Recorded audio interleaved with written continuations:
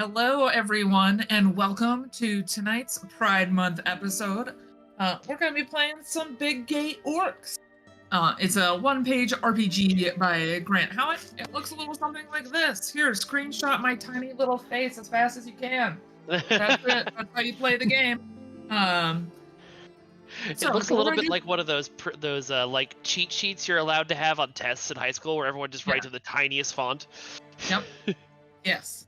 I had a friend who wrote an entire semester of notes on one sheet because the professor said, "Hey, you get one sheet for your final." And so they wrote every note all semester long on one page, and I was like, "I don't know how you did that." I definitely had someone at my school once make almost like one of those origami things out of it, so they could just like unfold certain squares, and it was like this big. Yes. So tiny. All right, friends. Oh, we're getting some rolls in chance. But before we get into that, we're going to introduce ourselves to the folks playing at home. I'd like you to introduce yourself, your orc, and tell us a little bit about the characteristics of your orc. Some of the things that we've rolled, some stuff you've made up yourself about your orc, whether they're evangelical or something like that. I know list stuff prior to stream.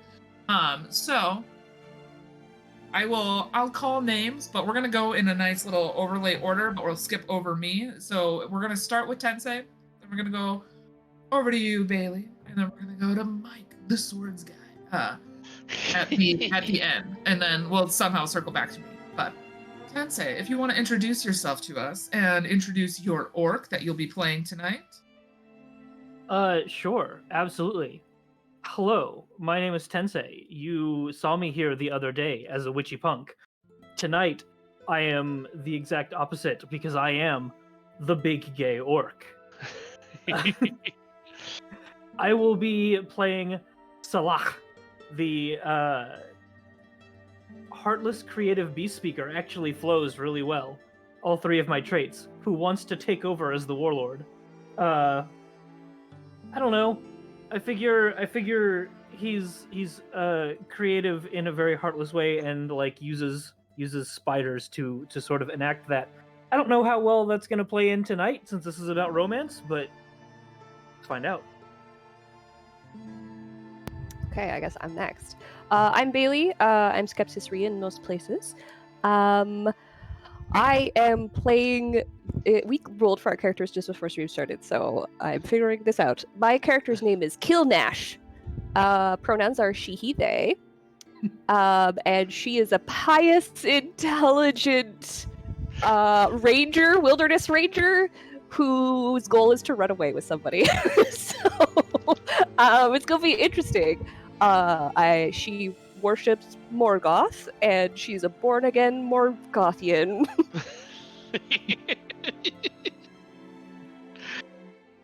just an absolute Karen. Hello, everyone. My name's Mike, or Mikey, depending on the day and how I'm feeling. And I am playing Grach. I gotta put all the phlegm in there. Who is the former champion of... Oh, let's give him a name really quick. Blood Crush the Warlord. But Blood Crush was killed battling one of the heroes of Lord of the Rings. So now I am wandering, fearless hammer of, whoever gets me there. Excellent. I'm Corndog McGraw. I'll be playing all the other characters tonight. I am your GM, and we're going to have a radical time. But before we dive too deep into it, I do want to mention that if you use the command !617 charity, tonight we are going to be supporting the Grand Rapids Trans Foundation. So get more information by dropping that command into chat. And then, please, super great and wonderful and kind to each other. Gay is allowed in chat tonight. It may try to mod me and prevent me from saying gay, but everyone at home, you can say gay as much as you want to. In fact, I encourage it. It's not only encouraged, it's allowed. Yeah. We're gonna say it so many times that Twitch takes us off the air. Ooh, good luck trying, Twitch. I'll fight you with my words. Well, I was gonna say fist, but I get too nervous. by the power of Gay Skull. Yes. Ah! No actual gays were harmed in making a gay skull. All right, friends. Are we ready to do a little story setting? For those of you at home who enjoy Lord of the Rings, tonight will feel a little familiar and also entirely not at all.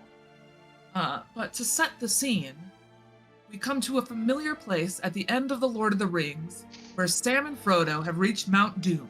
Gandalf, Merry, Pippin, Legolas, Gimli, and Aragorn stand before the gates of Mordor with the last of those who were able to fight in Gondor, daring Sauron to meet them in battle.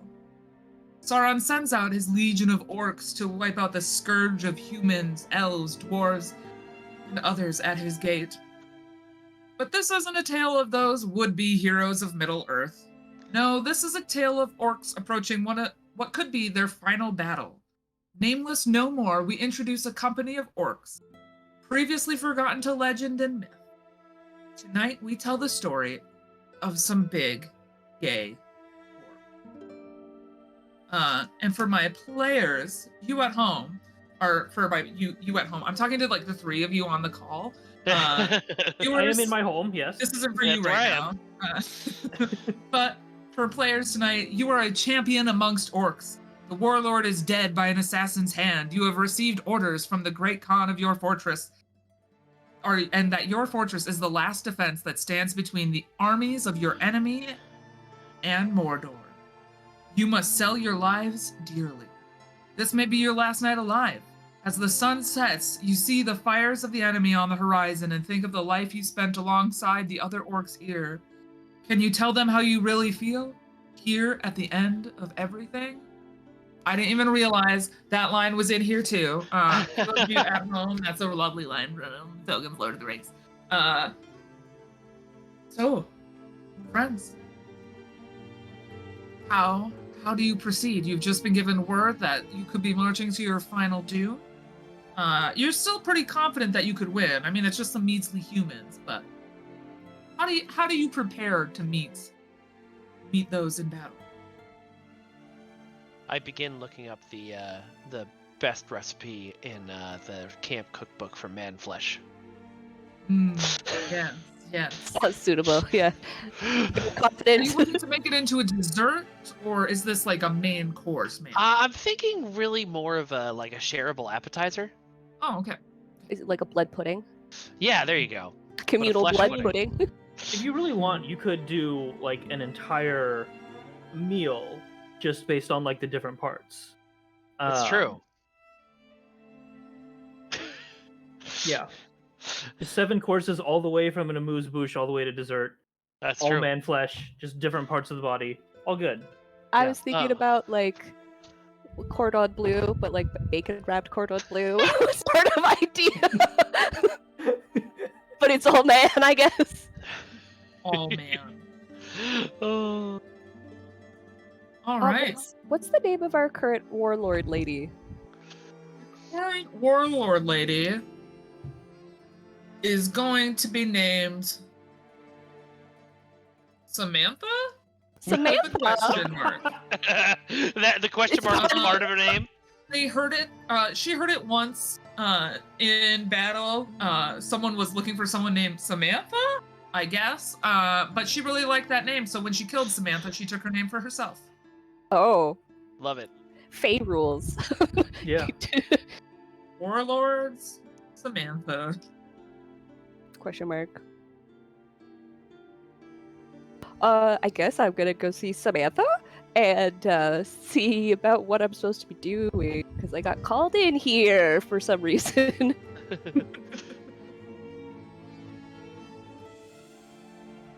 Yes. What? You want to know what you're supposed to be doing? Yeah, I'm kind of like a wilderness explorer, but I'm not scouting for any reason. So, what would you like me to do? I could bring faith to the other orcs. You could Speak to bring me. faith to the other orcs. You could give me an estimate of roughly how many people are outside if scouting is, in fact, what you are good at. You could, I don't know, make sure the weaponsmith has enough oil to sharpen all of our weapons. There's a handful of ideas that we could throw around. Cool. Great. I can count men for you if that's what you want, but I feel like maybe the Nazgul would be better at that. Being that we're in a barren wasteland and they can fly? Right, they haven't exactly reported back Oh. from Gondor just yet. Instilling confidence. This is internal dialogue. Instilling confidence in me for this battle. Great, I'll get right on it then. Are there towers here? There are still towers. There are a few still standing. There's also, we have a few trebuchets or anything like that should you want to just yeet yourself across the wall. I don't think I But can to each report their back own. then. There's also the mountainside that you can climb up. That's, well, it's more of a cliff than a mountain. It's not really that tall anymore. But otherwise, you could get to the gates. We haven't opened them just yet. Allegedly, there's a few people outside of it, but the Mouth of Sauron is dealing with that part right now, dealing with negotiation. So I have your permission to leave the fortress for important orc business, yes? Yeah. As long as you do report back, we do need our numbers. Okay, cool, great. Definitely will be reporting back. I'll talk to you later then, Samantha. Bye! I'm gonna go find somebody that I have a crush on, and maybe we're gonna just leave the fortress. So, Game over. Super fast. Yeah, just leaving. leave. So...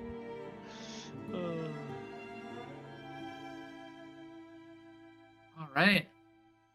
What are the other two of you doing?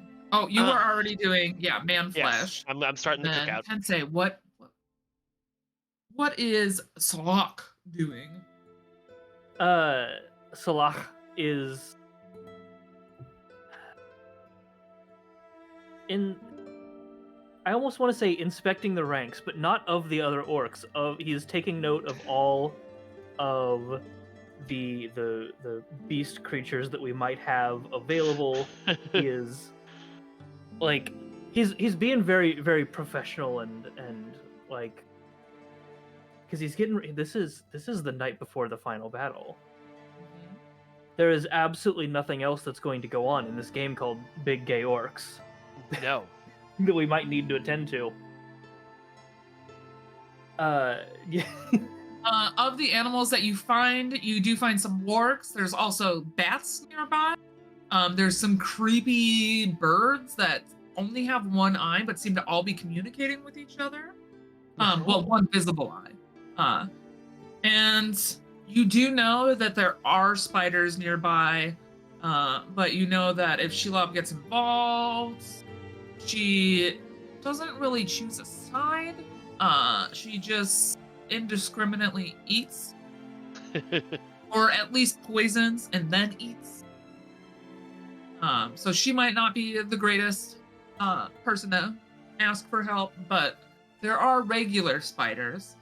There's a bunch of maggots and like gross, creepy crawlies that, can survive any boot falling on them.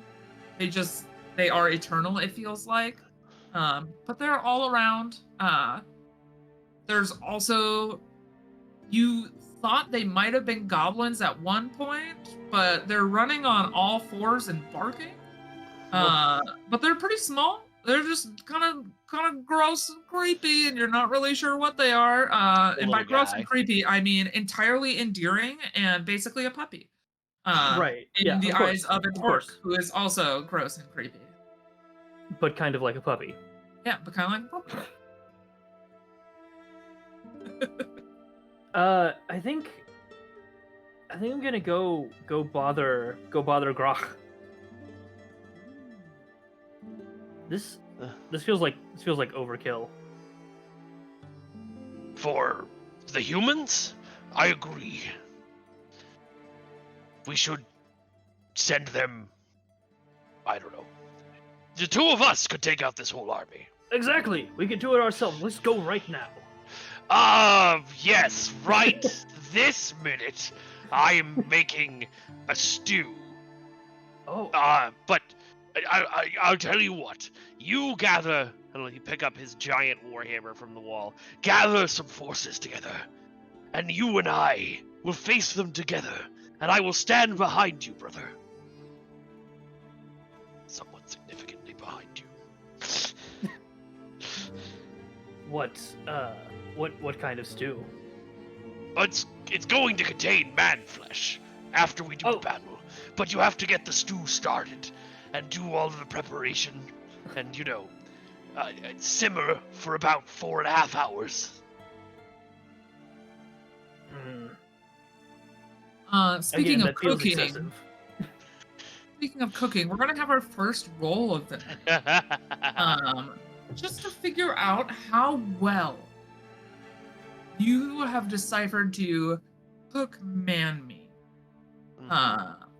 And that's gonna be the action, is like the cooking of man meat. You don't currently have it yet, so this is your future recipe building. But I need you to roll a red dice, a black die, and then if this applies to your roll, you can feel free to add a white dice. Okay, and just for the audience at home, and definitely not for me because I understand this all perfectly. What would apply to make me throw a white die? Okay, if I'm acting against another orc, or if I For have you, marks against them. if you were doing something as the warlord's ex-bodyguard. Oh, okay, that's so probably, if you're doing any type of like bodyguarding or anything like that. that's probably not this. I'm gonna Probably not in this instance. Would it attribute also to his like goal? Does that also do a white die? Well, your motivation is to die in battle. So I don't know if cooking counts as death just yet. Unless I'm putting Poisoning? I guess it's not a battle. Yeah. So I have great news. I rolled a 6 on my red die. So the very first roll of the game, my reputation causes problems. Your reputation causes problems, and you are forced into either hurt someone, or every other orc in the scene takes a mark on you. So you can give Salak a mark against you if you would like in this instance, or you can hurt Salak. I think. Well, my instinct for physical comedy says I should hurt Salak. I think, storytelling-wise, Salak sees a little bit of Grok's handshake as he ladles the soup back in. I don't know how to make soup in real life. I don't know if that's evident. Yeah. You're nervous about fucking it up. You're nervous about ruining the recipe. Like, no one wants bad food. You guys have eaten maggots for months. And definitely not. I love the idea Salak knows enough about cooking that's just like, he's doing this wrong. Correct. But you are successful. So you're successful in making preparations for a good stew. So you've got the right additives, you've got the perfect seasonings, you've got whatever grains are used in a desolate wasteland to thicken the stew. Maybe it's just bone meal rather than grains. So you've got stuff. You've got a good pot started, and now you just need to find the meat to add to it. Yes, which we will get when someone kills a whole bunch of humans, which will definitely be me.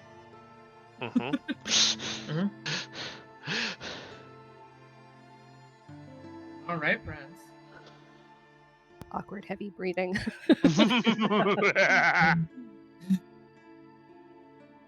I'm gonna go find. Oh God.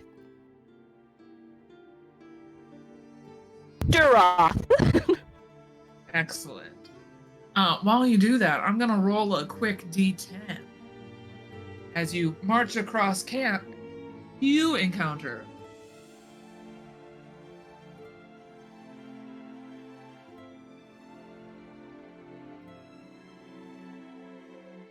The suspense is killing me. So much. So, each hour of in-game time, roll a d10. We're going to say, like, as this is going on, your first hour is passed. And the number of players who didn't defend the fortress, I'm going to say it's the first round. We're not trying to defend the fortress just yet. Yeah. We're still waiting on that. So we I'm won't definitely add gearing that one. towards So it. we'll just do what I rolled on the die.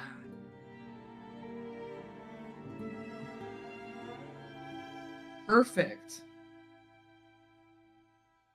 Okay, so who are you walking up to? I want to go find Duroth.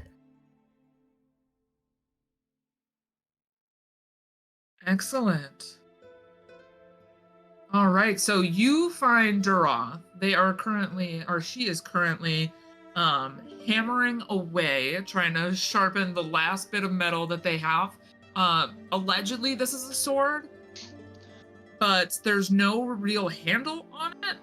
So you know that the orc that tries to use this is probably going to get pretty tore up. But she's doing her best to just smash things out, get things into the hand of some of your fellow orcs. Especially with how many were left behind in Gondor and stuff like that. People weren't responsible. They didn't bring their weapons back. It's just this whole thing. So she is currently in there just hammering away. Does Duroth have like a job in our group? Is she like a blacksmith or is she just doing She's this? a master weaponsmith. Ooh. All right, cool. I will walk up to Duroth then, and I'll be like, Roth, Dirty, hey, how's it going? I got asked by Samantha to go do some scouting to leave the fortress. You want to come with, maybe? I don't know about that. And she's staring at you, hammering simultaneously. And then she glances down at the hammer and then glances back at you. Uh-oh. I'm preparing the weapons for battle. So I currently do not have the capacity to scout. However, I could send my bats with you if you would prefer to have someone to accompany you. Otherwise, I am here to assist the general in all things weaponry. Yeah. Excellent. Cool. She's being very awkward I'm being very awkward on purpose. As you're standing there, you notice her kind of slow down in the hammering. How long do you think we'll be away? That depends. I was also gonna ask how our arrow stock is doing, because we can definitely go grab some like wood and stuff like that. Make it like a multi-purpose trip. I could get behind that. Cool. Great. Excellent. Cool.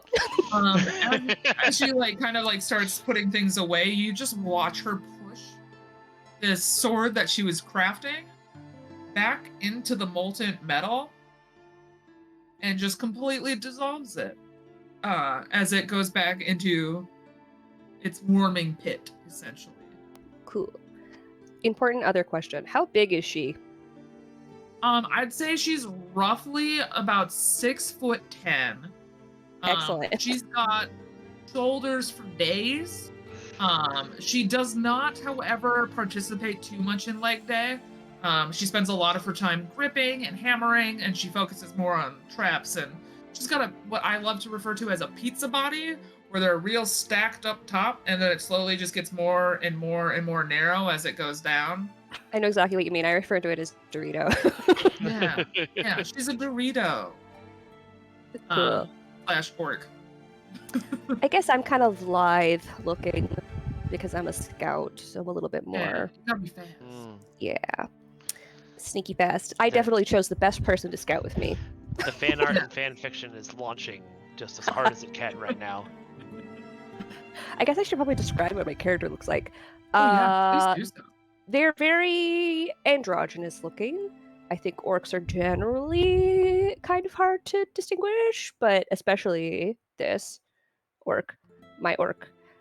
Gonna have one of those, like, shaved sides of the head, big kind of pompadour style braid.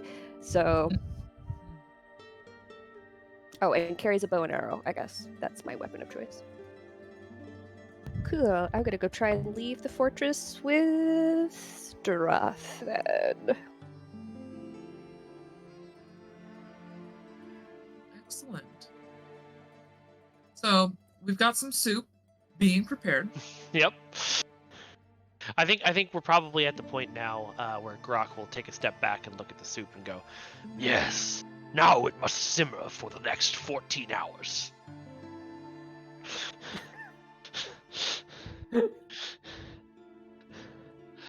I am trying to look up. All right.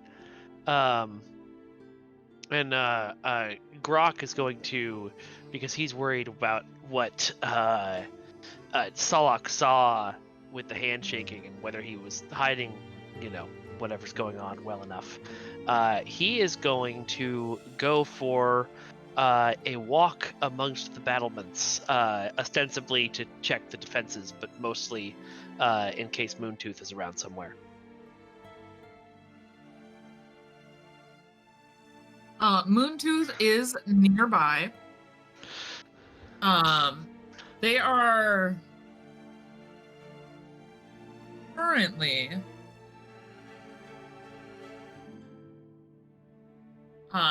screaming at some other orcs that they are attempting to train in axe throwing, which happens to be their specialty. And these orcs do not seem to be getting it. They are Moontooth is like had it up to here. You watch them like go around and just snap people's axes in half if they're like missing targets and stuff like that, which makes them even harder to utilize. They are fairly destructive as an orc. Just in their nature, they do tend to go a little over the top right out the gate, and then they'll eventually kind of like reel it back in because they still do want to find love and settle down and all those other things. So they know that like they have to be caring sometimes if that's going to happen, but with these maggots, absolutely not. They are ready to crush some skulls, and it might even be orc skull at this point if they can't fucking throw an axe right. So Grok stares and enjoys the show for a moment, and then will walk up and say, "Moontooth, these recruits of yours do not seem to be getting it. Perhaps together we can demonstrate the proper form," and we'll pull an axe from the axe rack and wait to see what Moontooth does. Moontooth like reaches behind themselves and pulls out 2 axes down and below. Just gives them a nice little twirl in the hands and stares you in the eye. Fucking yeets it. And it just hits the board beautifully with the first one. Oh, God.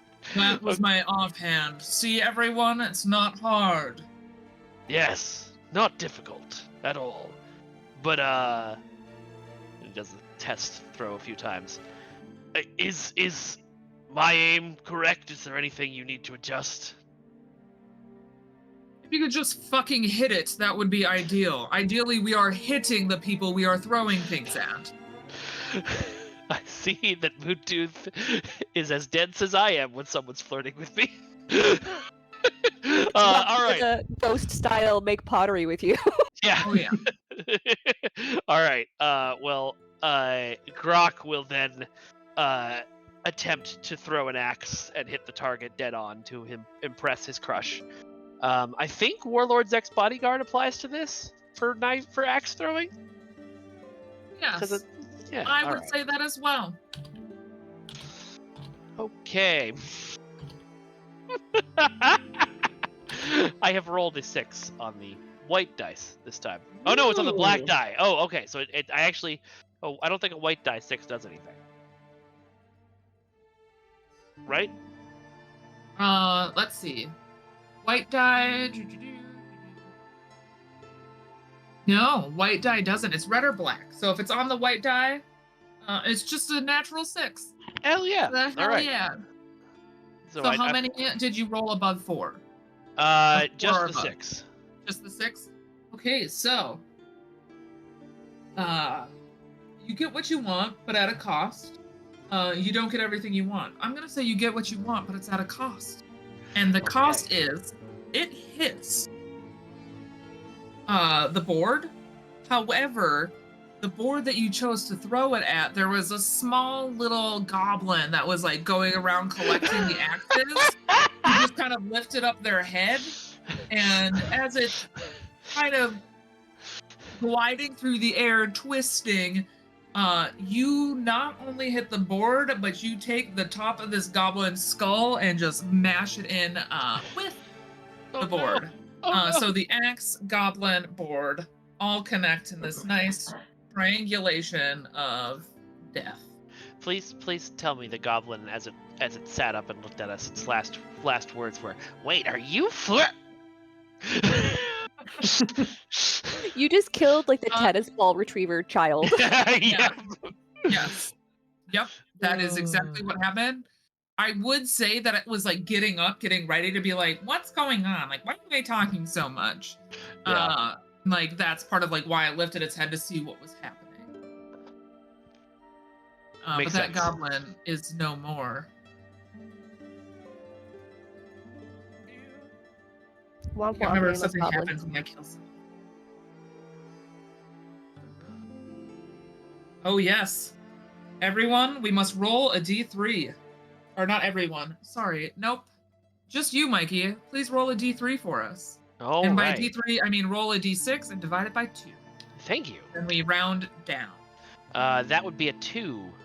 So Like 2 is rounded 1. down. It's a 4, but then I already Okay. split it into 2. Perfect. So you lose 2 hope Oof. on taking out the skull of this little creature. Oh no, Mikey. I know. mean, Glach. What's your name? Grok. Gotta put the spittle in there. Grok. I'll do my best.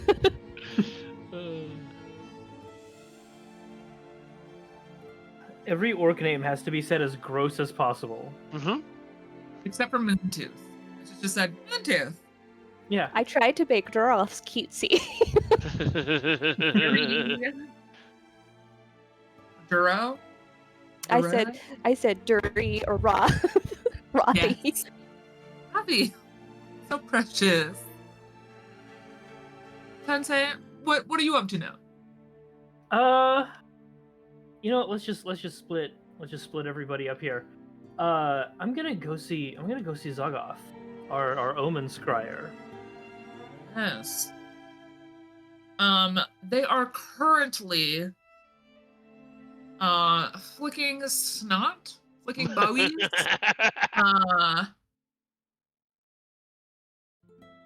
You think it's at a rock, but they keep missing.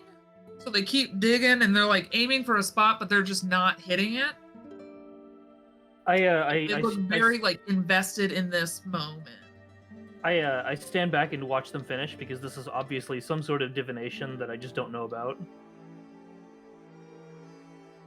About 15 minutes go by before they finally hit the rock and they're like, all right, we can begin. Hello. Sorry, I did not see you there.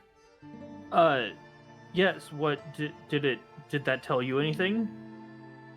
Oh, just that it's nighttime now. That Excellent tracks. observation. Tracks. I came here, I feel a bit uneasy, to be honest. This is, and he sort of gestures out to the camp, a lot to deal with a handful of humans. What do your bones say? Well, What do your bone eyes see?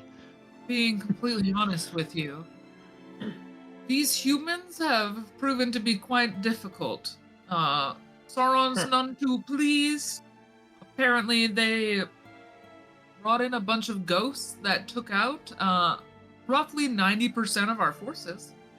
I'm sorry, what? Right.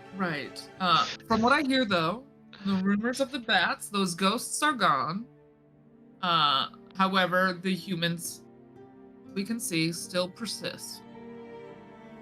They do have a white wizard amongst them, and I don't know if you've heard, but recently our white wizard fell off a tower.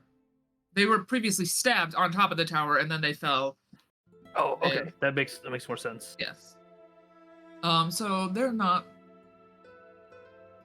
And as they're talking and kind of like word vomiting everything that's happened over the past couple days, you get the sense that they're not supposed to be telling you these things, or like they're divulging a lot of secrets.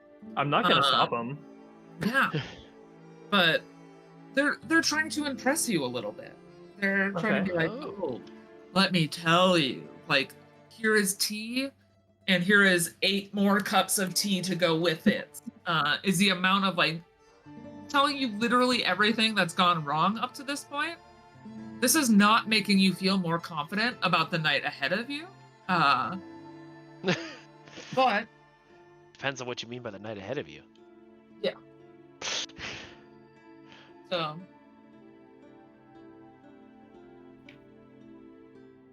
actually, I'm gonna have you.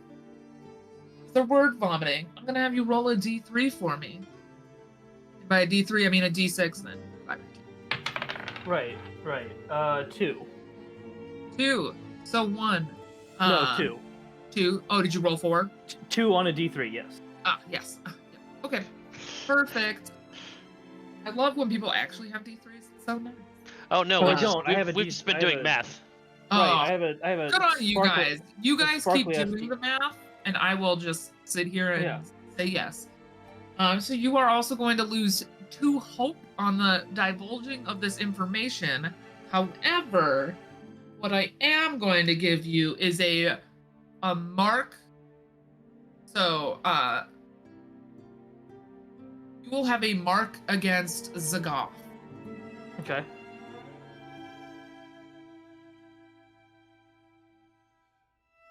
So checks with them can be easier.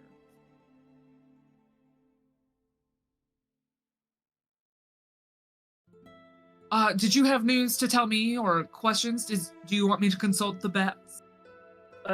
Yes. I don't need to know any of. It's all good. Thank you for telling me. But yes, the day ahead. What do you know? What do you see?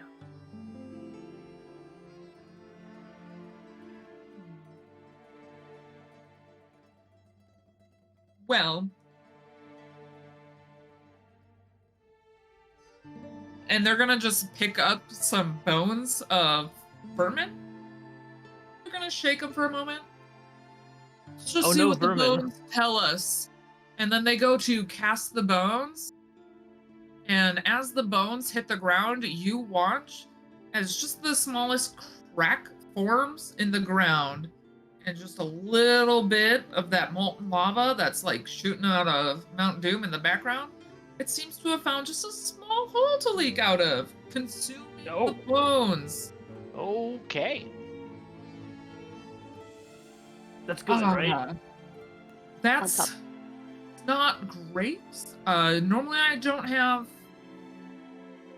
nature impact in this way. So perhaps natural disaster will be on our side. Oh, excellent.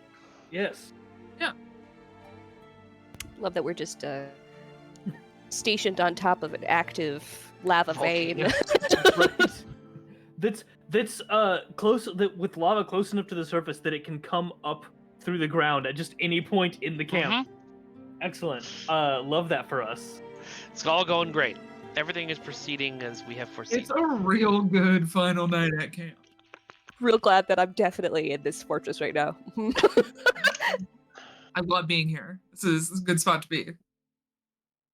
That's good. That's good. I can use that. Thank you. And they just like do not want to spend any more time in here near the lava. Yep. I'll try to put this out, and they are just going to reach out of the tent wall next to them, and you hear what sounds like a screaming orc as they pull this orc in and just kind of stuff them into that lava pocket. All right, that should take care of that for at least a little bit. I'm also leaving. I'm not following you. I need to go chat with the warlord about what we just saw. Okay. Smooth, guys. They're gonna just give you some finger guns and back out of the room.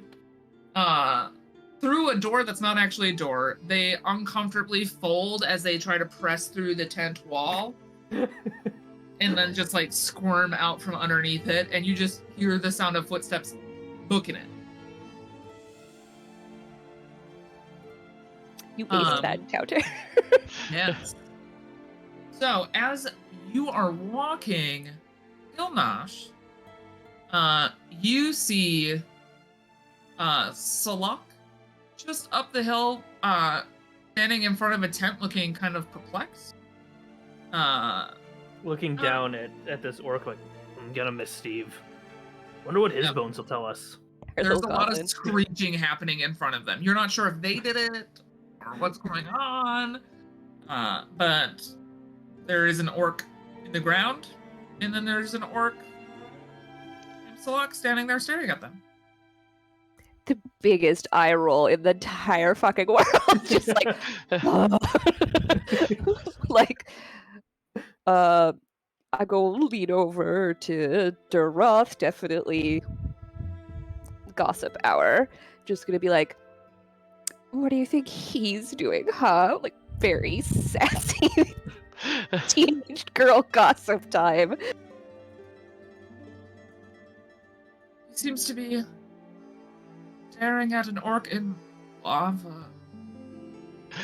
What is that orc doing in lava? That was my like question. The weaponsmith call for you. Oh, Zagoth put him there. I think he's helping.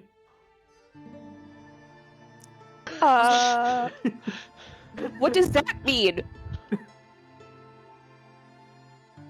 You're gonna see Duroth get a little bit closer to the orc that's screaming in the ground, wondering if they're salvageable. And then once they realize that they're not, they're just gonna like also stomp them down in there a little bit, just to make sure this lava doesn't shoot out. I think water would help. But we don't want to cause an explosion, like with the steam and stuff like that. I don't really know how water mixes with lava yet. You're definitely right. Well, Morgoth definitely told me sometime, because I can definitely hear him speaking to me, definitely, that water's great with lava in small doses. It will make it, like, hard? It becomes a rock, then. Does anyone have any water? It's gonna look around. Salak spits into the hole. You could try peeing on it! No, thank you. Okay, why don't we go find some water I'm then? not against that. I don't volunteer. There may be a surprise poo or something that comes with it. You know, sometimes they can bear down too hard. Just so you're both aware, and you're gonna watch Duroth just turn and squat a little bit, and the second the stream hits it, when that steam comes up, she just busts out of there. She's like, "Oh no! They're a lost cause. I cannot help you." God, I like Kildash is just like, why is she so hot? This is awful. So frustrated by her being so hot and so stupid. The attempt was made. Their life is lost. Do we have to use our own pee? You, other orc. And you just see like one person just. Is there just like a line of orcs lining up to try and pee on There's this? literally thousands. So yeah. I'm gonna go find a rain barrel. Oh, yeah. Perhaps. Yep, that sounds like a good idea. So while you do that, Doroth is going to encourage another orc to come pee on it, preferably one who doesn't have to squat over it to put the fire out on top of the orc that's currently succumbing to lava. I like that he's not trying to roll away. Nah, he got shoved in here. Okay, so he's like folded into Yeah, this he is- space. yeah. Okay. Very Looney Tunes style, like just in the hole.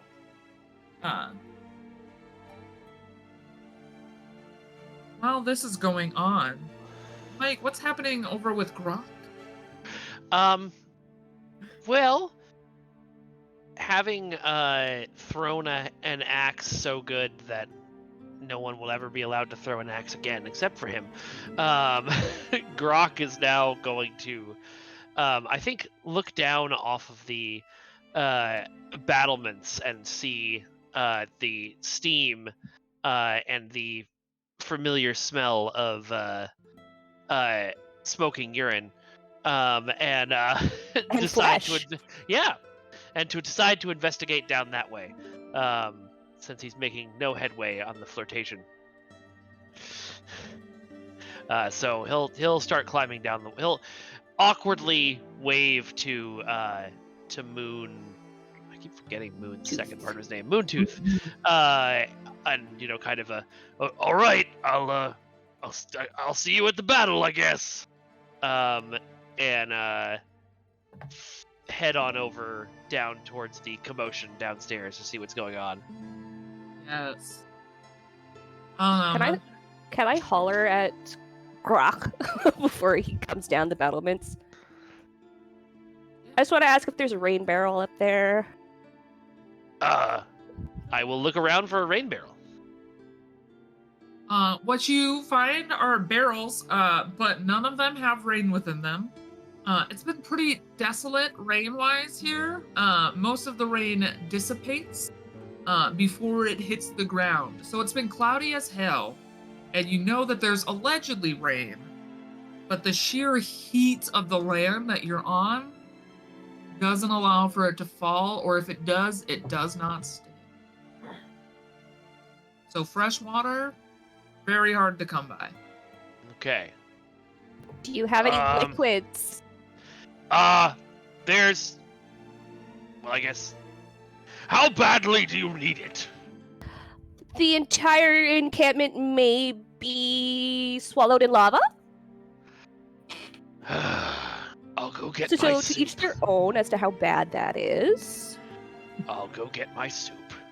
And so he's gonna go get the soup from his tent and bring you carry you over this giant cast iron pot of a strange smelling soup.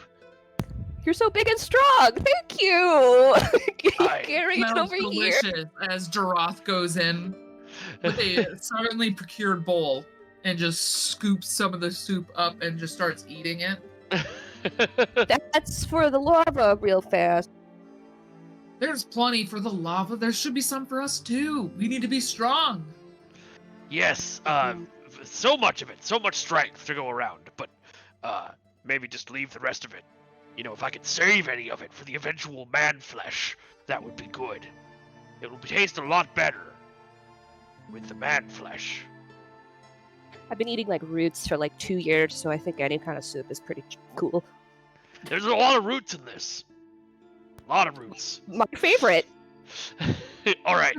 Do you want me we to feed it test to you, or do you want me to pour it onto this lava pit? Like, fling it, I guess, so you don't get steam. All right. Avoid the steam. It hurts. And you'll see her like gently like go and like kind of tap around, being like becoming aware of that pain again. Also, should we maybe try and remove steam from the hole first? No? Cool. I feel like they are going to help make this water thing more solid. They're gonna Maybe. get stuck there for sure. I don't think they're long for this world. Okay. You Maybe we just should- hear, like, you just hear. You would think it was a final breath, but it's just gurgling. Okay, I'm just Oh, gonna God. shoot him in the face with an arrow to have him end his suffering. It's very kind. Yeah, definitely very kind of me. I would actually say that those of you who have lost a hope, you can gain 1 hope because of that peaceful little bit. But as You're you guys welcome. are in here pouring your soup, I need I to know. am I going need to to have GM us. how I have a question much for soup do we everyone. lose? Oh yeah, how much soup do we? We'll find out. But are you going to choose when you hear the sound of a horn outside the gate? Are you going to choose to fix a lava pit, or are you going to choose to defend the fortress? Is it like the Horn of Gondor sound, or what? Similar, yes. Womp, womp.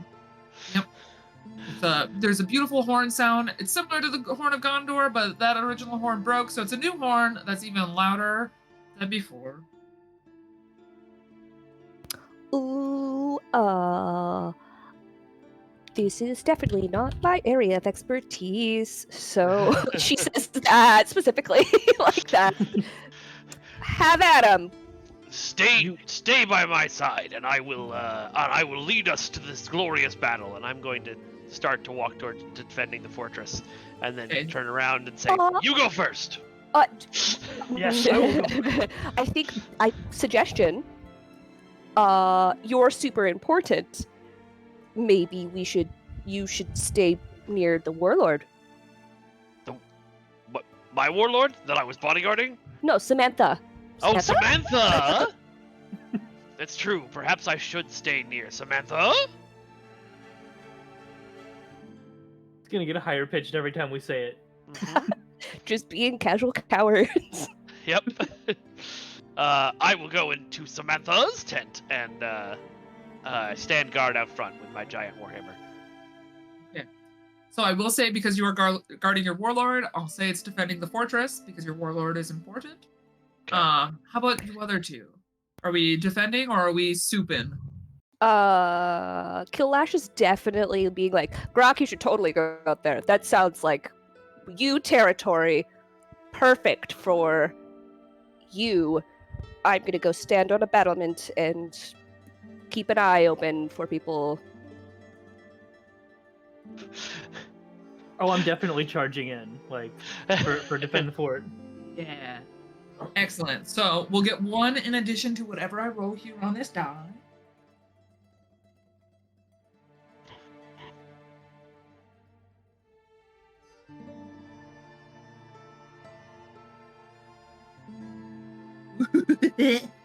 Oh no.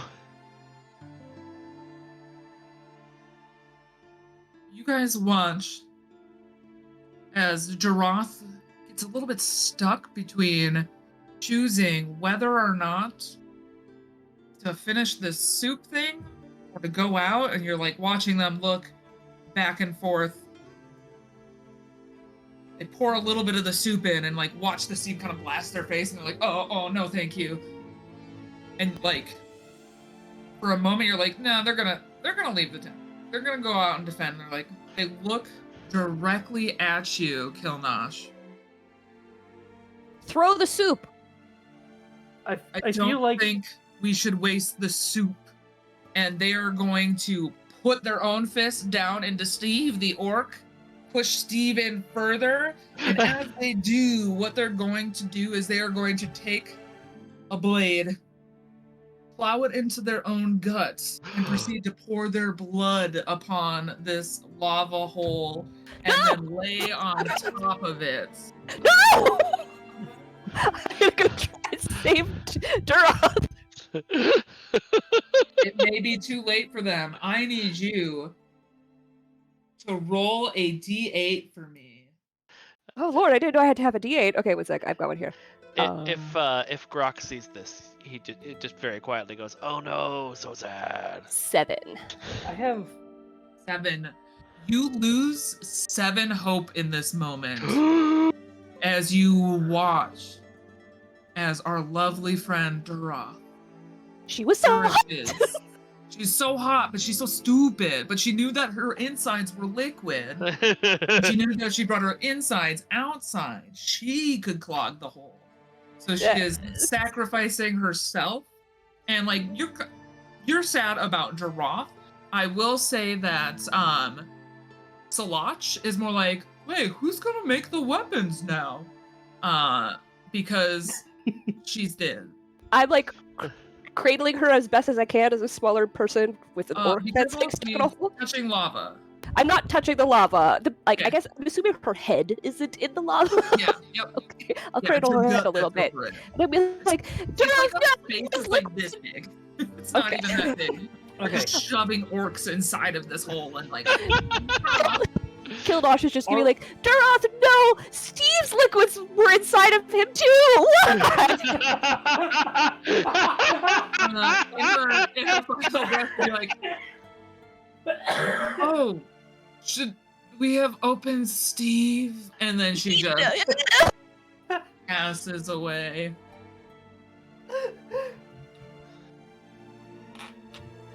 That And I definitely. think, Michelle, if you're nearby, I feel like that scene is a good spot for a first break. As Duroth's God. gut pours out and is being held by Kilnosh. Welcome back, everyone. We left off with an orc sacrificing herself to a small hole that was spewing out lava in the ground. Poor Kilnosh lost quite a bit of hope from such a scarring and jarring sight of seeing someone that they fancied. Fancied or loved? Not even fancy. I was in love with. Oh no! Yeah, the They were my heartbreak, love. the devastation of seeing your true love sacrifice themselves, but knowing in your heart that they did it for you and the orcs around you. This is bullshit. I didn't sign up for this. I have a very important question about this sacrifice, GM. Have we just created an air pocket for all the steam to build in by like sealing this hole? Have we? Absolutely. Technically, yes. Does your orc know that? Maybe. Oh no! Are we gonna absolutely. find out if they stay in here?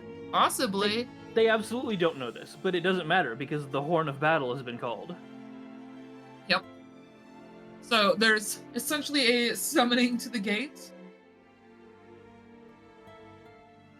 Ooh, but I want to add this. Would you, seeing your one true love as you hold their head and they're about to give you their final breath, do you give them a little smooch? Do you give them a kiss on the forehead? Oh my Or god, do is you there just, anyone else? hold their hands as they... No, I skipped them last rites in Morgoth's name. Which in I'm the black assuming speech that the- sounds something like. Yeah. I'm assuming that the weird symbol for Morgoth is like cross, but then you do the big like Eye of Sauron, so it's like Excellent, excellent. All right, friends. The first horn has been blown. You start to hear a bunch of commands go like throughout the orcs and stuff like that. The gates haven't opened, but now you're starting to hear the mechanism that does in fact open the gates. You guys know that it takes a long time to open these gates, and by long I mean like 20-ish minutes. But it's from what you hear from like the whispers of other orcs as like news travels like wildfire through the crowd is that the mouth of Sauron has been cut off. The head of the mouth of Sauron has been cut off. And say that 5 times fast. yeah, wow. It's rough. But anyway, his head went chopsies and is onto the ground. So there is no longer a mouth of Sauron. And there's just How do we- whispers through the group. How do we get orders now? I'll consult Morgoth. I'm sure that they have a through line right to Stara. Could be true. We don't know yet. Also, I'll join the archery line, I guess, that stays inside the fortress and fires outside of the fortress. Sorry, what was that? I'll join the archery line that like stays inside the fortress and fires Yeah. like out of it. You find Grok moving back and forth behind the archers, shouting encouragement. Like, man, yes, you could do it. We will impale them with our arrows. We'll impale the men with our arrows, right? Yes. Who else? Are there women in the army of men? Wait, I'm confused. Are we talking about men the race or men the gen? I don't know. I didn't know what you meant the first time you said it. What?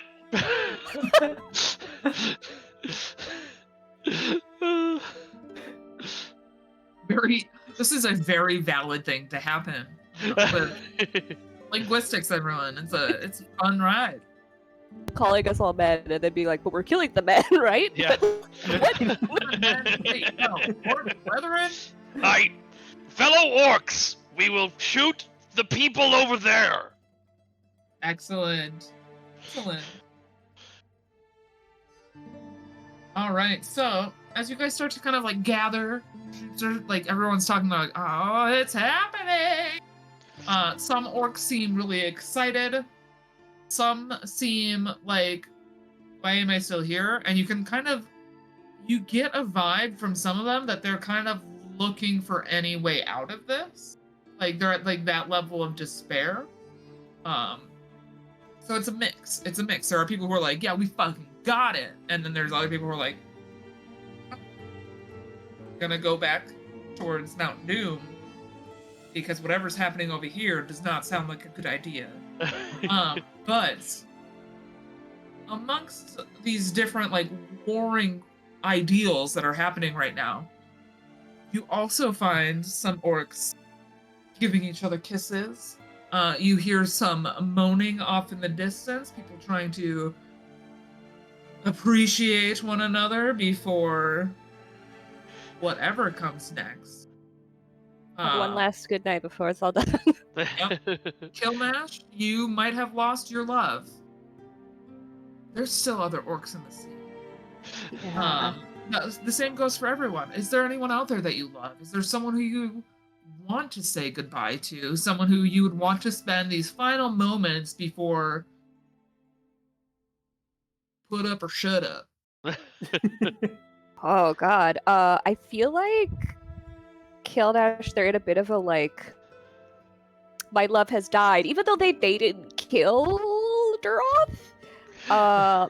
So I feel like they're gonna fixate on the fight just for a minute, and then as soon as something like kind of gets close to like potentially murdering them, like an arrow shoots at them or something, they're like, cool, great, like leaving now. But to start with, it's gonna be like, I'm gonna try and kill that bitch Legolas. Like Orlando Bloom, I'll have you yet. Who does he think he is? the only one Mounting who elephants like doesn't wear a helmet during the fight. I'm going for you. Headshot. Makes sense. Yeah, and then as soon as something bad kind of goes wrong, there are a few other people. The Killdash doesn't want to die, so we'll definitely, if the ship is sinking, it's gonna peace. All right. How about you, Mike or Tensei? Is there anyone that you want to chat with before the world's... I think that Grok failed so hard trying to talk to Moon Tooth earlier that he's probably he's looking longingly across the battlements to where the axe throwers are, but he's not going over there. He's just continuing to bash this giant warhammer on the ground and, aim for the slits in the front of the helmet. No, stop shooting them in their shields. That's what they want. But we could weigh down their shields with our arrows. No, that's not how any of that works. You do hear Moontooth yelling, "Yes, throw the axes through the slits, not at the shields. You fucking morons!" Like full on Gordon Ramsay about this axe throwing now. Like, I'm just imagining it's Gordon Ramsay for an orc now. yes, that's who Put him in our Moontooth makeup, let's is. do it. Gordon Ramsay, but that feels right. I like What, because what have they Gordon got going Ramsay. on? They're destructive and romantic. Yes. Yeah. Well, Gordon They're Ramsay is really nice to children, but not adults. So, Yes. like, tiny orc, okay. Big orcs, fuck you. Yeah. Fuck you. You know what? Well, hold on. How do I feel about you? I respect you. Great. Grok is actually gonna pull Kill Nash aside as the arrows are flying down, going. I kind of have a thing for Moontooth. Is that something I should act on now? I wasn't really getting the vibe when I talked to them earlier. This is like, there's so much like control in her face right now. She's like, I like you in Moontooth eternally. So she's like, fuck.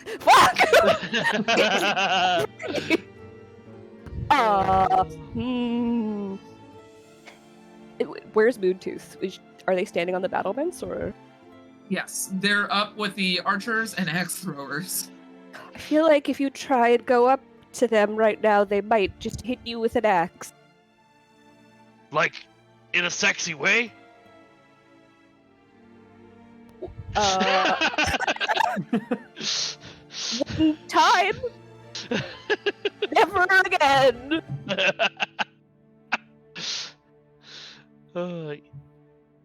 Moontooth will call down. Kill Nash. Rock, what are you doing? Talk Get up here. Just scrambling. Yes, them. Let's go.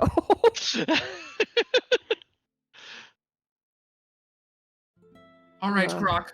I know that you can at least hit something, so thank you. Everyone, watch Grok. Grok. I'd like to see you. 10,000 orcs just. Oh, I hit my mic. Oh no. The men. If you would care to attempt to hit one of those humans down there. Yes, absolutely. Right away. And he's gonna grab an axe and aim it at the human, and the hand starts really shaking. Roll that beautiful dice. I'm going to say that as a warlord's bodyguard, you definitely get a white dice from that. I'm also going to say as a motivation, your motivation is to die in battle. It's true. By being the first person to throw arms, whether it's a bow and arrow or the first person to charge in a battle, this is the person who instigates everything. So I'm going to say that this also falls in that. So you're going to have 2 white dice, a red die, and a black die. We also have from our lovely supporters or followers on stream have some extra numbers that we can. Oh my gosh, we have so many dice. Let's go back up to the top. I know Chrissy threw in some. See if there was any else. Thank you, Chrissy Crits. We've got 2 plus 2s, and I've got a +1 or -1. Anyone mind if I use 3 a +2? plus 2s. Sorry, Turk also got involved. Go for it. All right. Then I will add +2 to my black die to make that a 5. And let me find what I'll just roll the white die again. So I had a 2, a 3, and now a 5, and then another 5 on the second white die. Excellent. So, you are successful. Tell us how you yeet this whatever weapon you would like to use. If you use an axe, you might carry some favor with Moontooth. Yeah. You wield a bow and arrow. You might have a little bit more accuracy to get in that eye socket of the Rohirrim that are left. You know what he's gonna do?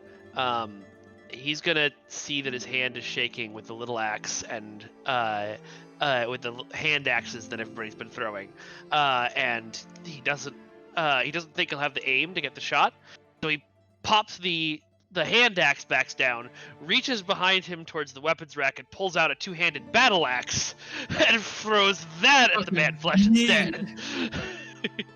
Moontooth swoons a little bit. Excellent. Right. I thought I respected you before, but that was something I haven't seen in ages. They've been pretty cool. alive for like probably 2 years. Grok will wink at him, and then wait for him to turn around and give a Kill Nash just a. When you wink at this orc, they blush a little, and then the second another orc goes,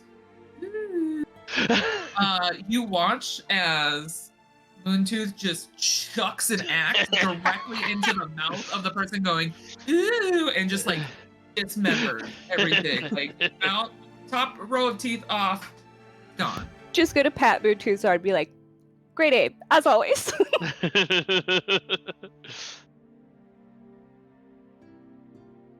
What's going on, Sensei? What are you doing?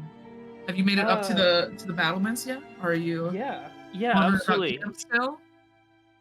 No, I feel like Salah has made his way like up on top of the battlements, with several spiders in tow.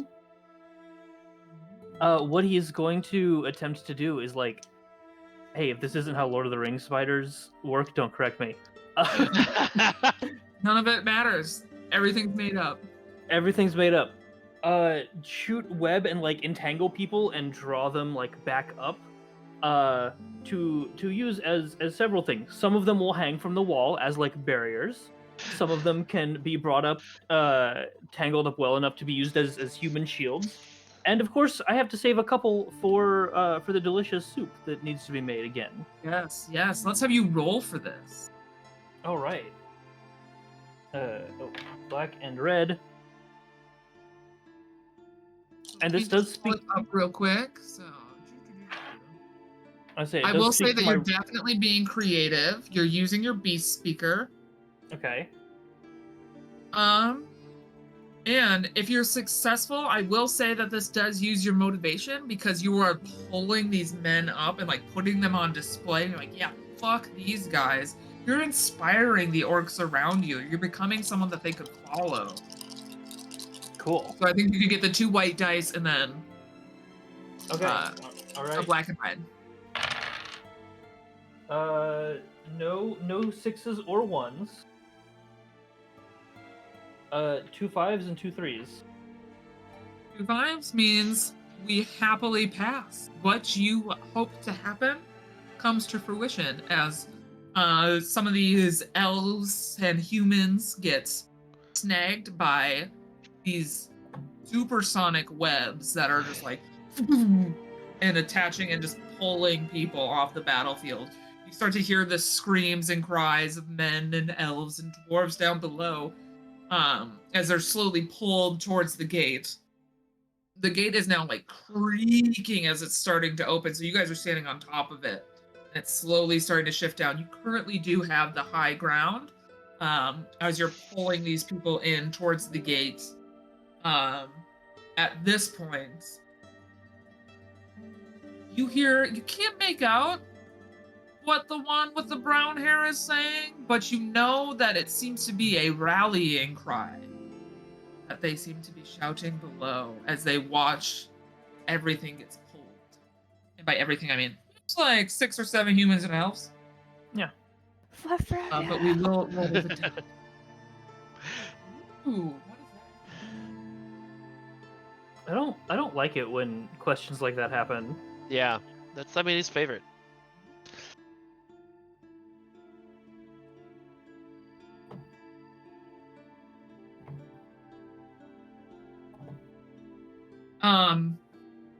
What you see in front of you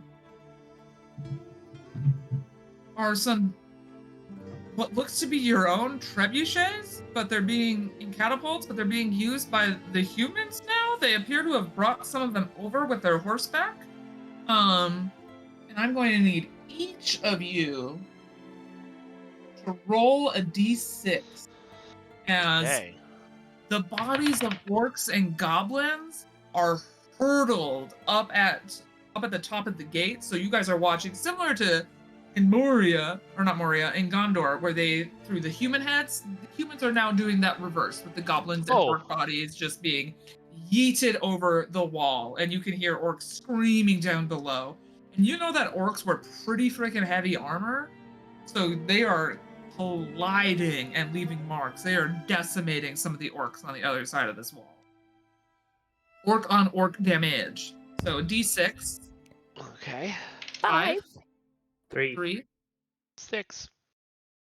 That is how much hope you will lose Oh, as I these knew it. orc bodies come flying through and these goblin skulls come crashing in. I think Kill Dash was hyperventilating a little bit. I think. Why would Rudolph betray me? No, of all times.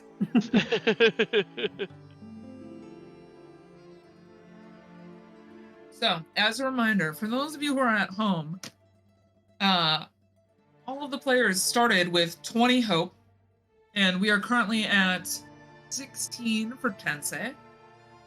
Mikey is at 13, and Bailey is at a happy 8 out of 20. God. When we reach the bottom, they either leave the fortress or they die after one final scene. So, Should I depending on how badly things go for you, Bailey, you may in fact get out of here pretty quick. Oh, that's definitely a goal. How?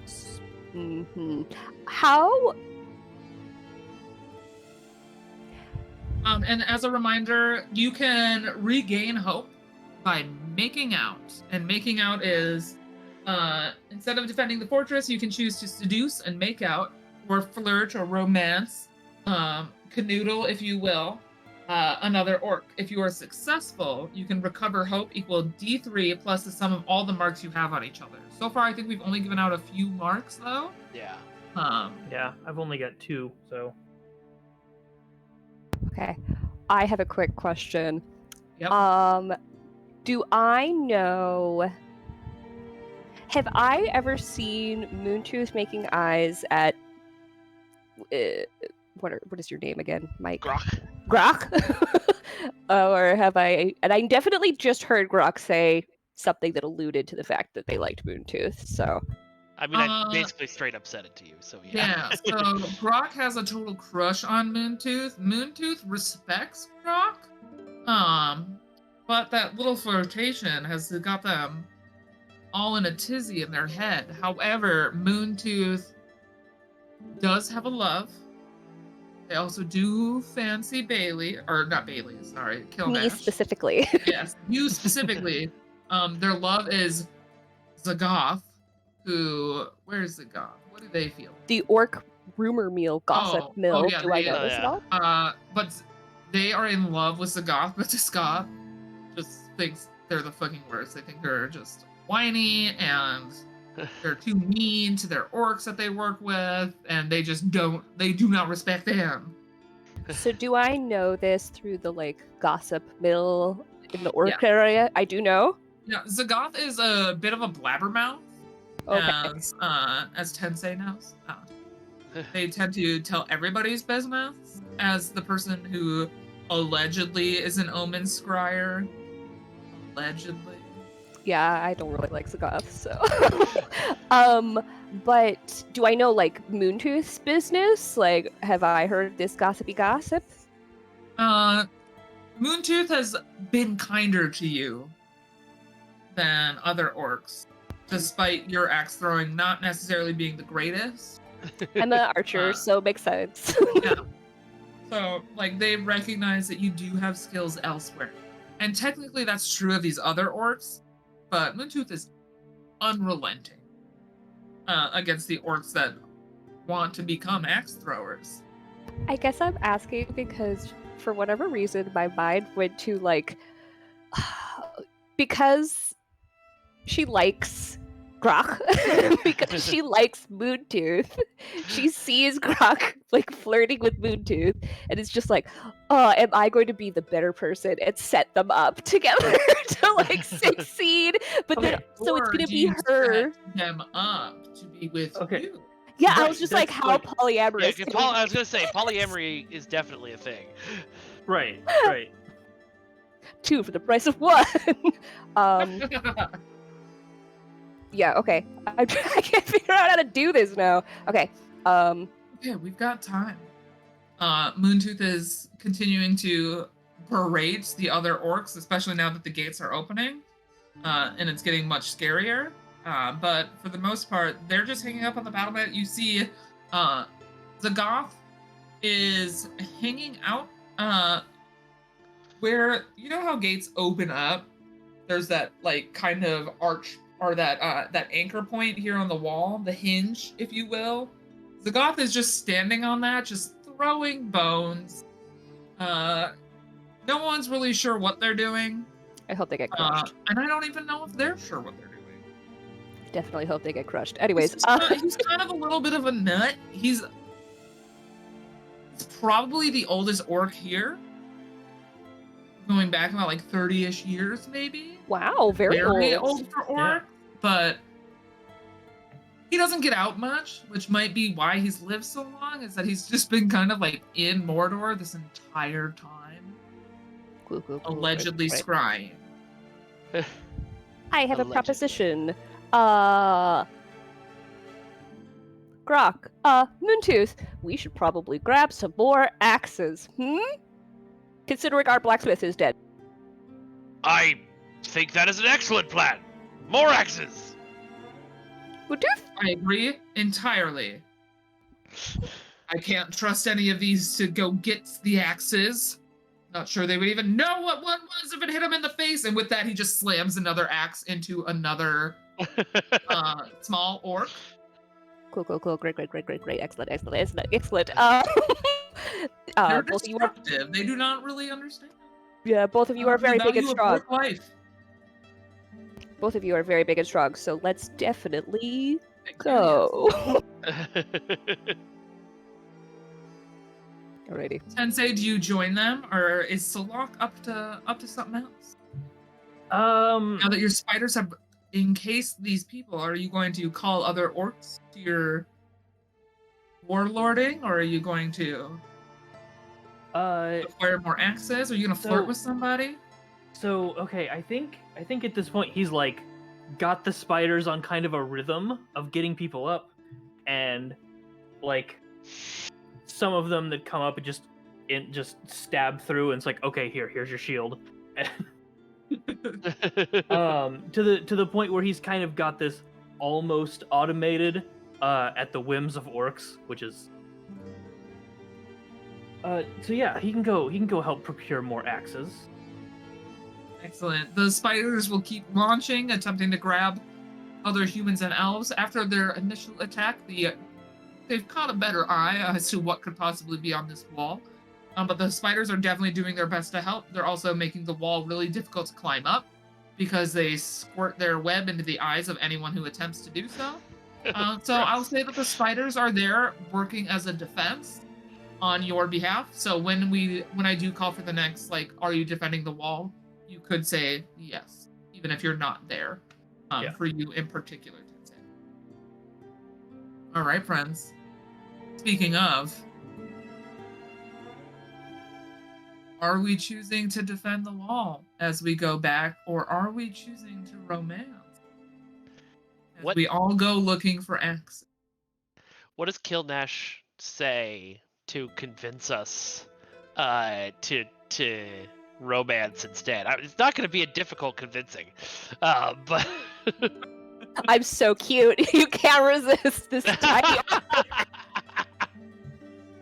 I guess it's just like, yeah. Oh, I'm gonna lay down some definite suggestion. I'm assuming that there's some shelves and like deep shelves, so it's just like the classic. Just gonna bend over and crawl into the shelf and start pulling out axes. A bodily flirtation. Yes. Moontooth will take note and just give you an up down while you're bent over a little bit. Just pretty strong scout. Yeah, yes, they're very strong. And so are you.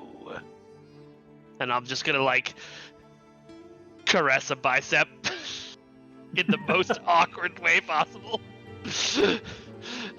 You think it's awkward? Like, all of us human beings sitting here at the table are like, wow, that's fucking weird. But Moontooth is like, flexes a little bit for you, like pumps it up a little bit bigger, lets you like grab onto more if you want.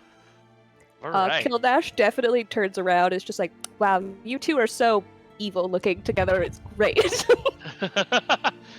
You should. What kind of look does Kildash have on their face? Would I pick up on any of the inner thoughts? How obvious are they? I think they're laying it on pretty thick as far as language goes, but I don't know how dense your character is. Let's have a roll. Whoa. How your suggestion is going, how like your poses are going as you're bending over to pick up the axes. Just like yes, like so suggestive. Just like puff up your chest a little bit too. We got it. Moment. Yeah. So you are pious, intellectual. But I don't know if your wilderness ranger would play into this, but your motivation definitely does. Yeah. So I'd say 1 white, a black, and a red. Let's just say if our pious lord doesn't want me to get laid, unlike some Christian Lord definitely wants you to get laid. So then do I have more cosplay with a white tie? Uh-huh. Yes. Cool. I'd say you could argue that. My god wants me to get laid. Yep. Okay, so I got a 1 on the black, a 2 on the red, a 5, and a 3 on my white. So a 1 on the black means your secret shows in some way. I'm so smart. I'm so smart.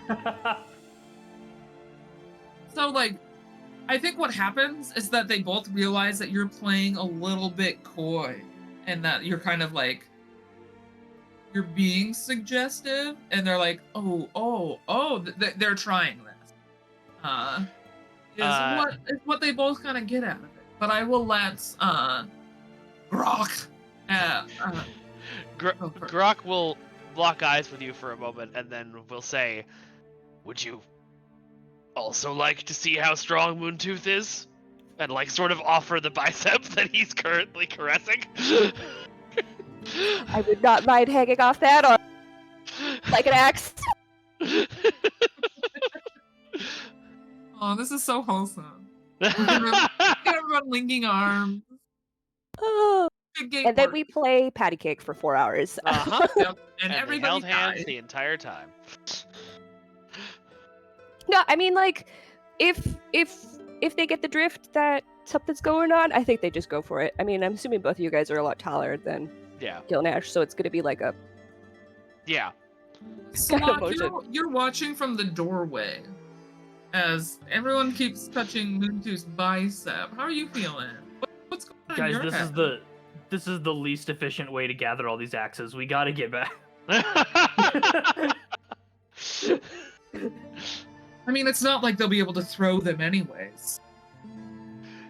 Hey, we're getting a one-on-one lesson right now.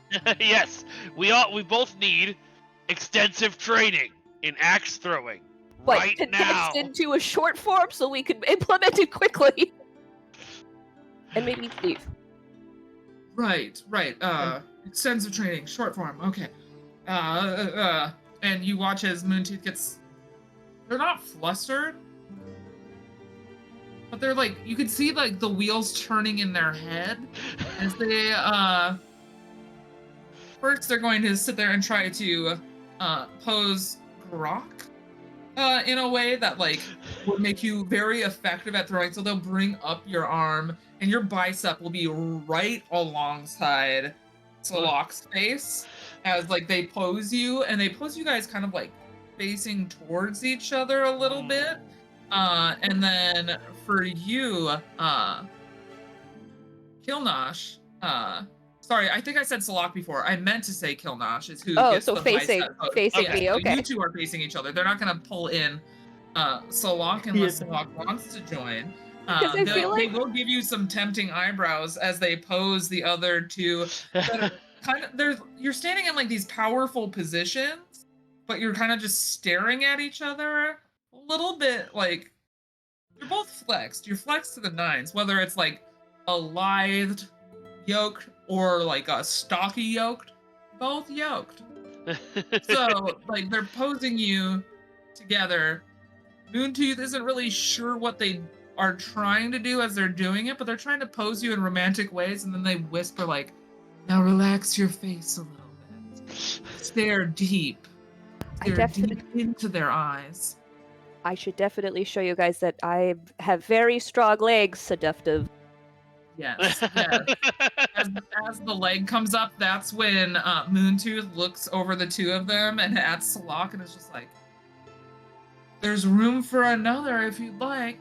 No, there isn't. No, there is not. He grabs a bunch of unfinished projects off the wall and leaves. Big Ace Orcs! Big Ace Orcs! I mean, I don't understand why they wouldn't hang out with us, but that's fine. Moontooth appears frustrated by Salok. Get it? 'Cause it plays into their relationship. Look at me try. Good job. Good job. Thanks, everyone. I can play the game too. Definitely also frustrated by him, so. Yeah. So are we?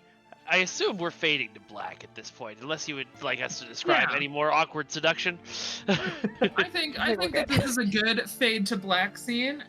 What I'll say is, Salok, you did defend, so that's good. We are going to have we're going to have Bailey and Mikey roll a D3. Okay. And then what I will say is that you both gain a mark against each other, and then you also gain a mark against Moontooth, and Moontooth gains marks against both of you as well. So I got a 3.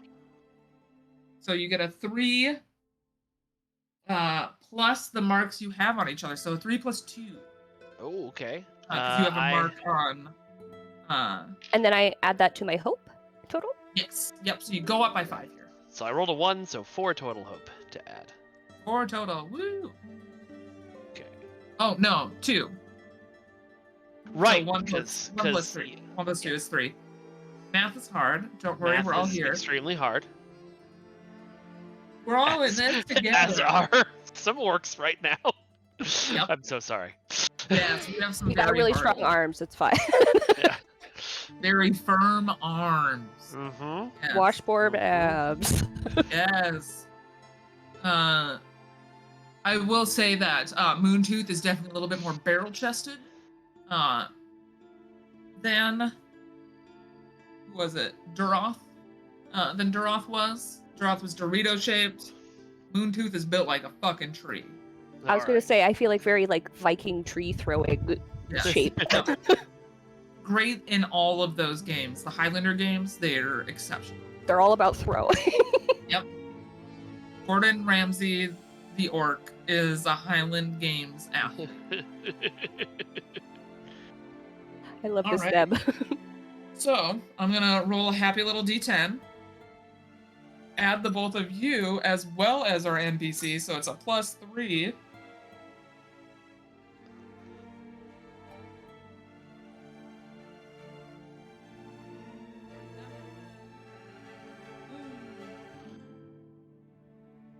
So I'm going to say that the first person to notice is Salok, because the other 3 are in a nice embrace. Salok, as you bring these axes and random scrap metal and just anything that could possibly be thrown over this wall, over this gate, you see our lovely friend Zagoth throwing their bones, only to be in the process of throwing, their arm comes away from their body, and then you watch as not one, not two, but 7 arrows all slam into different parts of Zagoth, and they fall to their knees on the hinge of the gate of Morg. Oh no. It's like Boromir, but more graphic. Sure. Yes. I know what that means. Yes. It's like Sean Bean, but more Sean graphic. Bean just dies in a lot of things that Sean Bean is in. There's a Sean Yeah. Bean moment happening. Sean Bean is Okay, dying all in right. this game as well. Some orc yells, "It's like Sean Bean." It is just like our mystical idol, Sean Bean. Who looks a stranger but I like will say Boromir, that who also died. Salak, I'm going to have you roll a D8 for me as you watch as yet another NPC falls. Isn't it either a red D8 or a black D8 or a white D8? Nope. Okay, A good, because I D8. don't actually have any of those colors. Oh god, don't fall off the desk. 6. A 6 plus 1. So you will lose 7 hope as you watch Zagoth get just freaking obliterated by all of these different arrows. What was your relationship like with Zagoth? I was very frustrated by Zagoth. They claim to be an omen scryer, but most of the readings turned out to be very either like way too vague, and it's just like, yeah, that could, of course that will happen, or incorrect. They were not good at their job, despite the fact that Salak came to them so often, and it grates on you, you know? Maybe we'll find a better omen scryer tomorrow. Yes, Maybe you're perhaps the this omen. is a good omen that the bad Yes. omen prior is gone. The 9 is a moon very come out lucky number. This is a tomorrow. good omen. You can't hear it, but the bats nearby hear Zagoth whisper out, "See you in the next life, Salah." And then they die because they were in love with you. Oh. It was How unfortunate for them. Yeah. is it unrequited? Is sucks, that what bro. it is when it's like a one-way love? Yeah. I think Zagoth also liked me, Zagoth, yes, Zagoth did fancy you. but I hated him. He respected me. Everyone respects me. I'm for just me. so respectable. Yeah. I don't respect you. Nope. I think the only- You treat me like a piece of meat. I feel like the only one of our relationships that's mutual is Moontooth and Killnash fancy each other. Yeah. Except for now.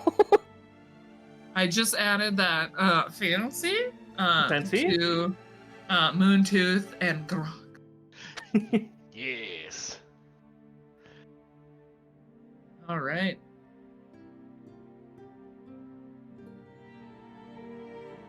Rough. Okay. So now I know what I need to add.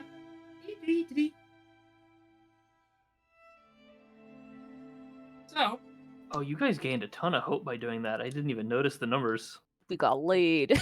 Yep. Yeah. yeah. Keeping our sanity while people around us die a lot. Yep. I have a great idea, guys. Let's go.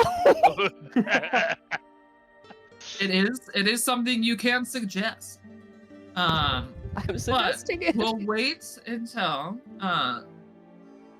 Moontooth is going to suggest that we actually now that was lovely, everyone. I think we should perhaps go back to the wall. Would it be so romantic if we all ran away together? We run away. Like, not run away as in scared run away, but run away as in, like, Oh, of course. Who said I was scared? mosey. I'll kill them. Stand up and grab a giant axe. And I will kill them with you. Same. Cool. What are we doing? We're agreed. Grab We're- the X's. We should We're- probably meet back up with Salak. And maybe see what Zagoth is doing in case the bats are telling them anything. Or we could elope. Hey, I'm definitely certified by Morgoth for this. Roll for me. What am I rolling? Want to see how well this suggestion works? I'm also going to have you roll, Mikey, Okay. because it's going to be a little bit of a contested roll here. Because I feel like Yeah. Mikey is of the mindset of we kill, we march into battle. Absolutely. What am I rolling? Especially with to die in battle and to Yeah. run away with somebody. You are both competing with each other about like what you believe in, and Moontooth right now is just trying to figure out their motivation too, which I just read again, and finally tell someone how you feel. What am I rolling? So what you'll do is I'm gonna have you guys roll red and black, and then you both get one die apiece, one white die. Okay. And the reason why I'm having you both roll one is because of your motivations. I'm not going to say that this is really bodyguarding right now or wilderness ranger just yet. I'm gonna be a sneaky bitch and I'm gonna use one of those +2s Chrissy gave us. Mm. Oh wow. 4, 4, 5.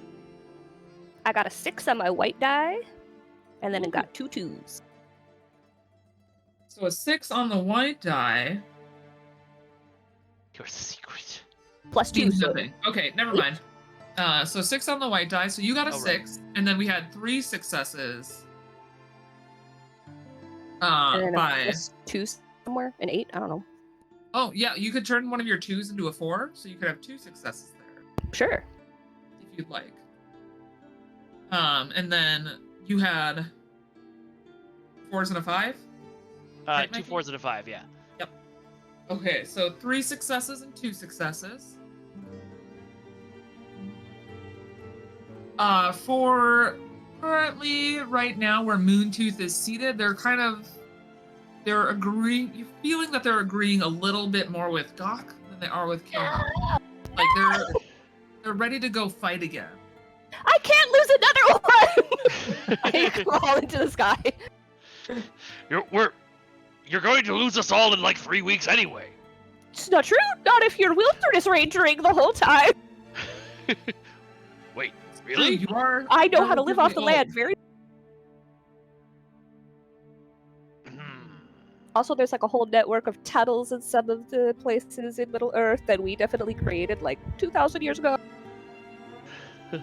I definitely didn't know that off the top of my head. Definitely not. We cannot. We cannot leave.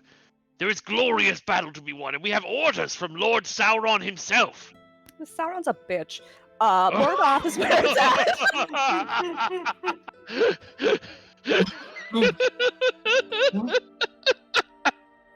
Your fucking comedic timing. Perfect. Yeah. I'm going to have hearing Sauron's a bitch. Mike, if you want to roll a d6 for me. Okay. Actually, That yeah, is a 4. d6. That is a Plus- 4. And then we'll add 1. Okay. So that's 5 total. 5 total. You're gonna lose 5 hope. As your Sauron's friend, replaceable. someone who you fancy, has just suggested that Sauron, your leader, your He is a father in all of this, is a little bitch. Morgoth's where it at. Sauron replaceable. Created by Morgoth. I see. Then perhaps there is nothing further for us to say to one another. Come, Moontooth, and I'll start marching back towards the wall. Moontooth will follow, but hesitate for a brief moment as they look back at Kilnash. Are you sure you won't join us? Perhaps another tryst at the wall, or I mean, I'll join you just- if you guys I would want hate to say goodbye just yet, but we should someone needs to go yell at those other orcs to make sure that they throw anything. We should probably bring some axes back and do what we said we were gonna do. I'm grateful to have you by my side. And they'll actually reach for your hand. Oh. So you guys can walk back hand in hand together Oh. towards the wall. But also they like throw over an entire bag of axes over their back, which isn't smart if you really think about it. And you just hear like a, nope, it'll be okay. It's okay. I just didn't think about how sharp the axes were. I'll carry one axe because that's definitely what I'm capable of. It suits you. It suits you. It doesn't, but Moontooth is their best. I'm an archer, so I understand.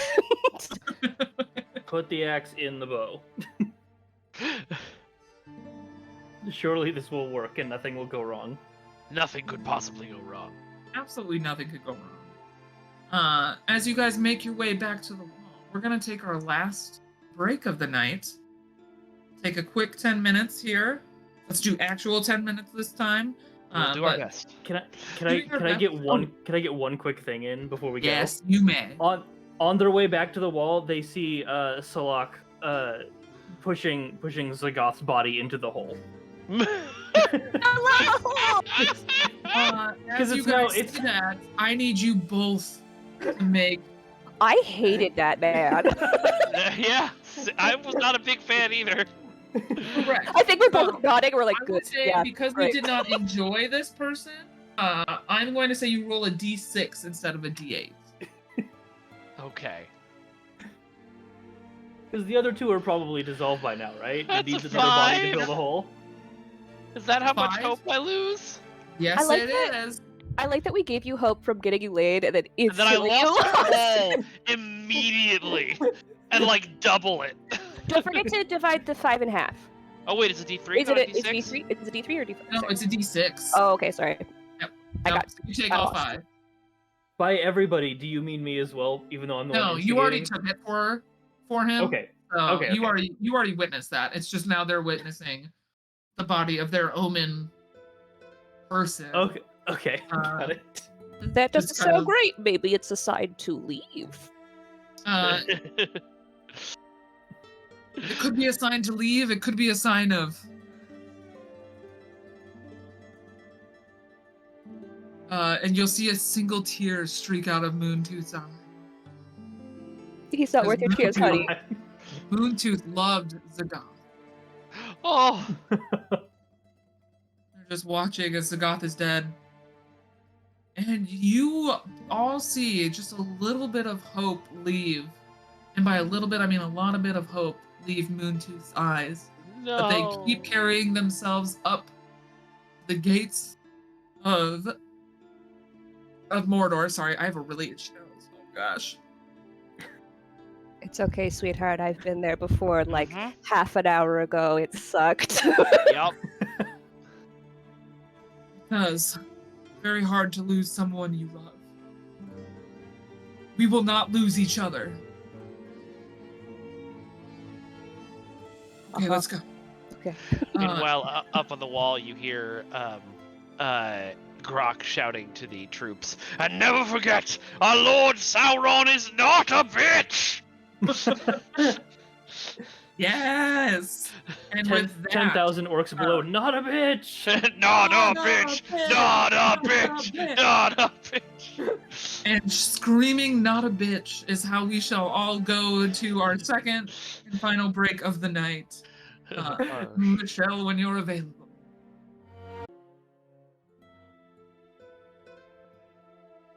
All right.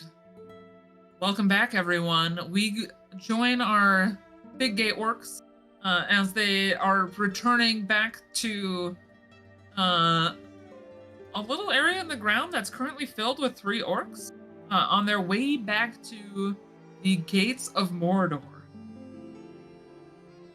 Friends, how we feeling? How we feeling? Checking in. Me personally, I'm great. Yeah. Grok is having some crises of faith. I'm right here, honey. We, I'm doing okay. I seem to have the most hope out of everybody somehow now. we are losing orcs faster than they are losing men. This is not how this is supposed to go. They do seem freakishly strong, but also, why aren't they going down? And you watch as Moontooth just yeets an axe. Totally whiffs it. Just misses for the first time that you've ever seen.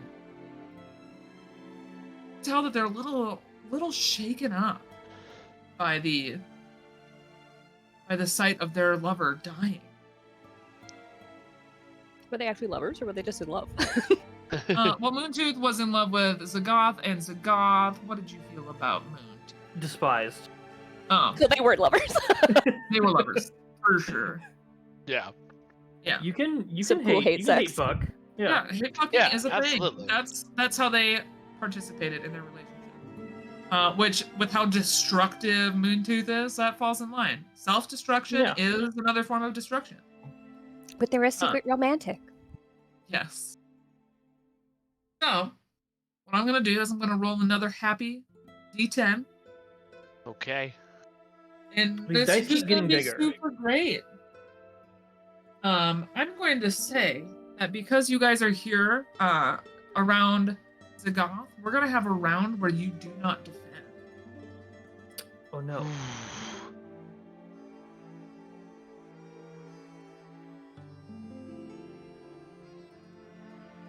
Does Ooh. Tensei's spider thing apply here? It did for the first one when you guys weren't at the wall. I'm gonna say since Tensei left and that we're all like kind of shoving another orc back into the lava. I hold everyone's hands and we have a prayer circle.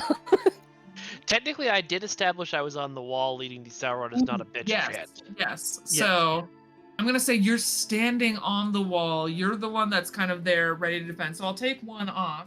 Okay. But unfortunately, we did the two before this one. So we have to go up by one. So it's the same one regardless. You guys watch as your friend is standing on top of the wall and the wall just starts collapsing in on itself. No! What I'm going to do is for our lovely friend Grok, I'm going to give you the opportunity to do a cool move where you kind of Okay. float down on a rock. But I need you to roll for it. So Okay. you're going to Watch roll this, to Legolas. survive. Roll to survive. Snowboard. Okay. We have one more. And plus I think two. that all of your things apply. Great. Because like you're content, like you are content if you die in battle. You want to keep fighting and make sure that more people die first before you do. Yeah, but I'd be okay you with know, fighting. like if it happens, it happens. So you're a little bit more relaxed than some of the others who are screaming and like flailing off of their rocks. Okay. As the gates of Mordor collapse. Okay. That is a 1 success and a 1 on my black dice. Ooh, what does that mean? That means my secret comes into play. Oh, you're so Your scared. secret is that you're scared. Uh-huh. So I think he holds it together as he jumps on this rock and starts sailing down the wall.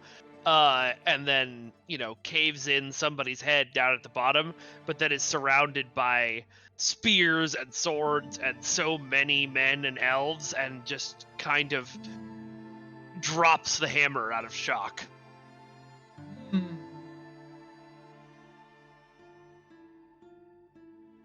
I'm gonna have you roll a d6 for me. You Okay. drop your hammer. A resource is lost. That is 5.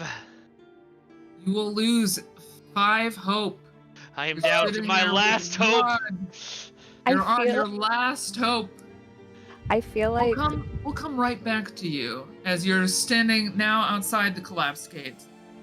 The other two of you, you're behind the rubble. You see your friend still standing strong. That's what you see from where you are.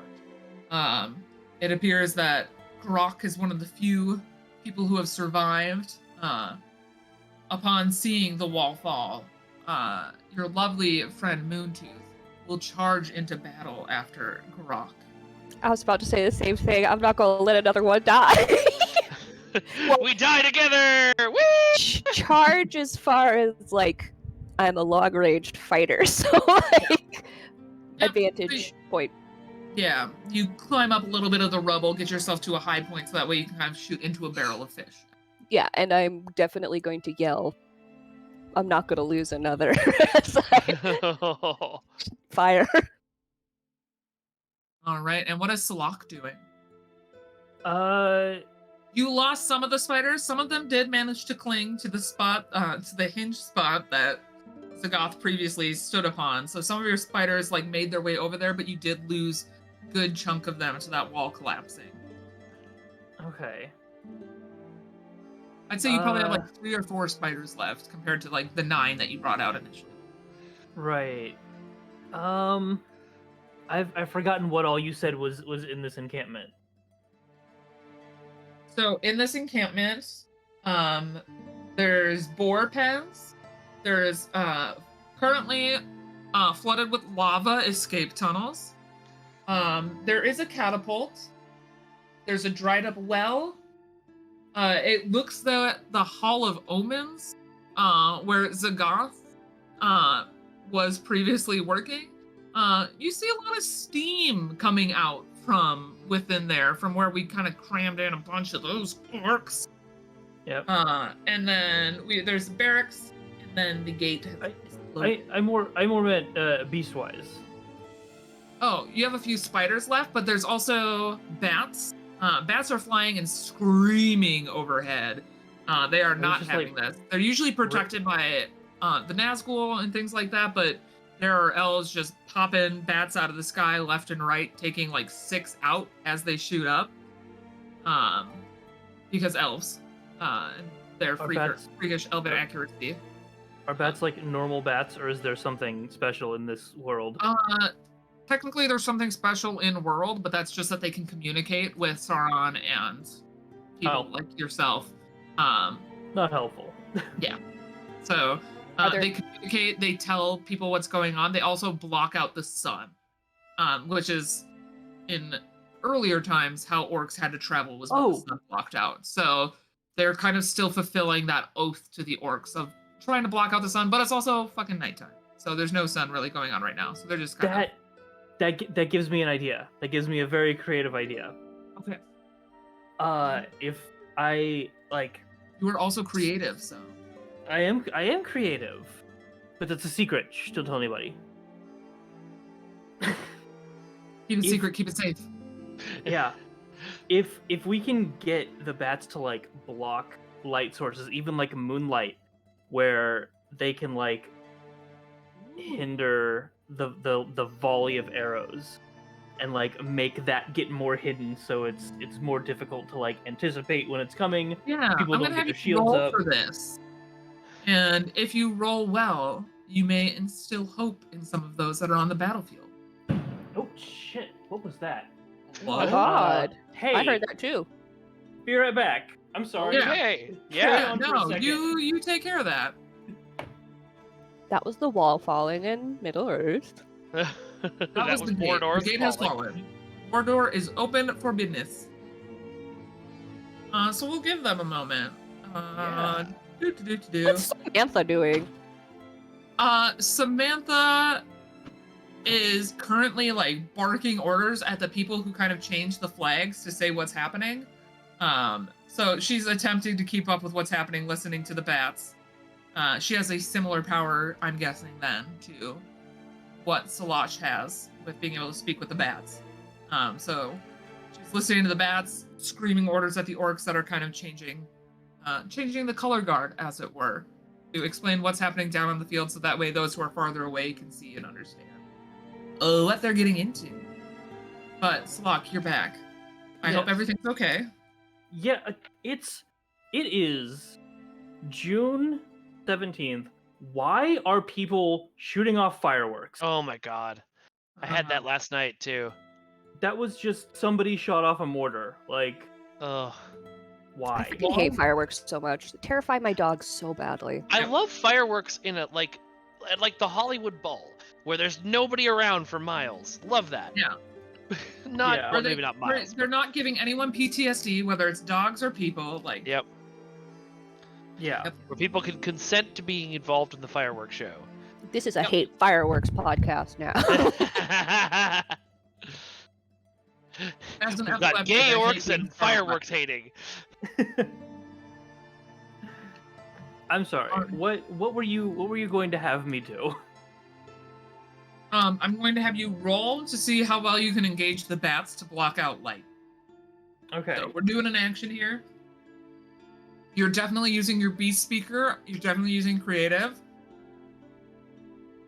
And Are yeah, you attempting to we take just control actually from talked Samantha? about how Samantha is a beast speaker as well, and she's talking with the bats. But if you're gonna take over what the bats are doing, I would say that plays into your takeover as the warlord, because you're kind of stealing the bats from what she's doing. With this pool of 5 dice, I could not possibly roll a 1 or a 6. No, definitely not. I guess As it long as doesn't matter. it's not on the black or red dice, you're fine. Yeah. Oh no. That is a 6 on the red dice. And then another 6 and 2 4s and a 2.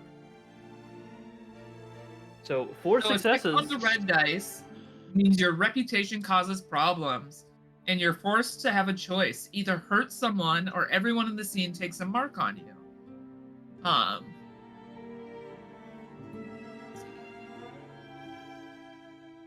Is there anyone else in the scene?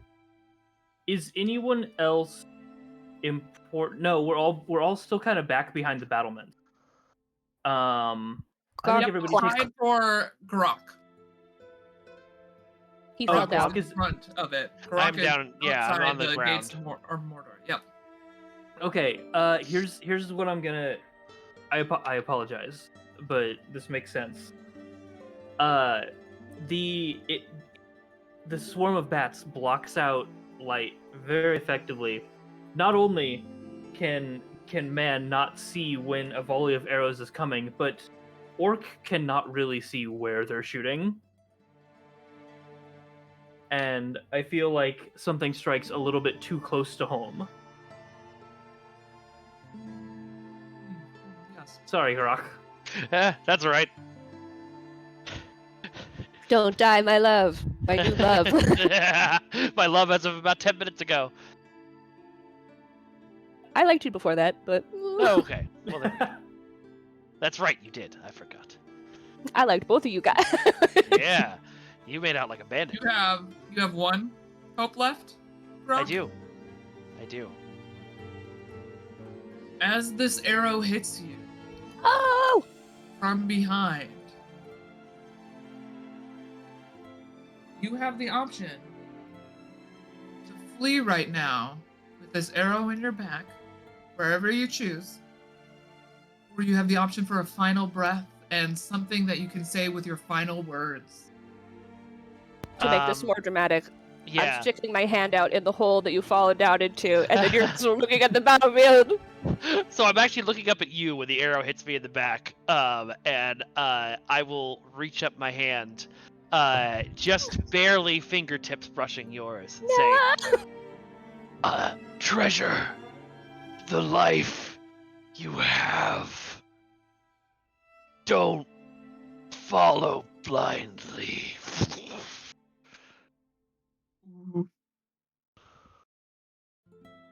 Weeping. And with that, I need you to also take.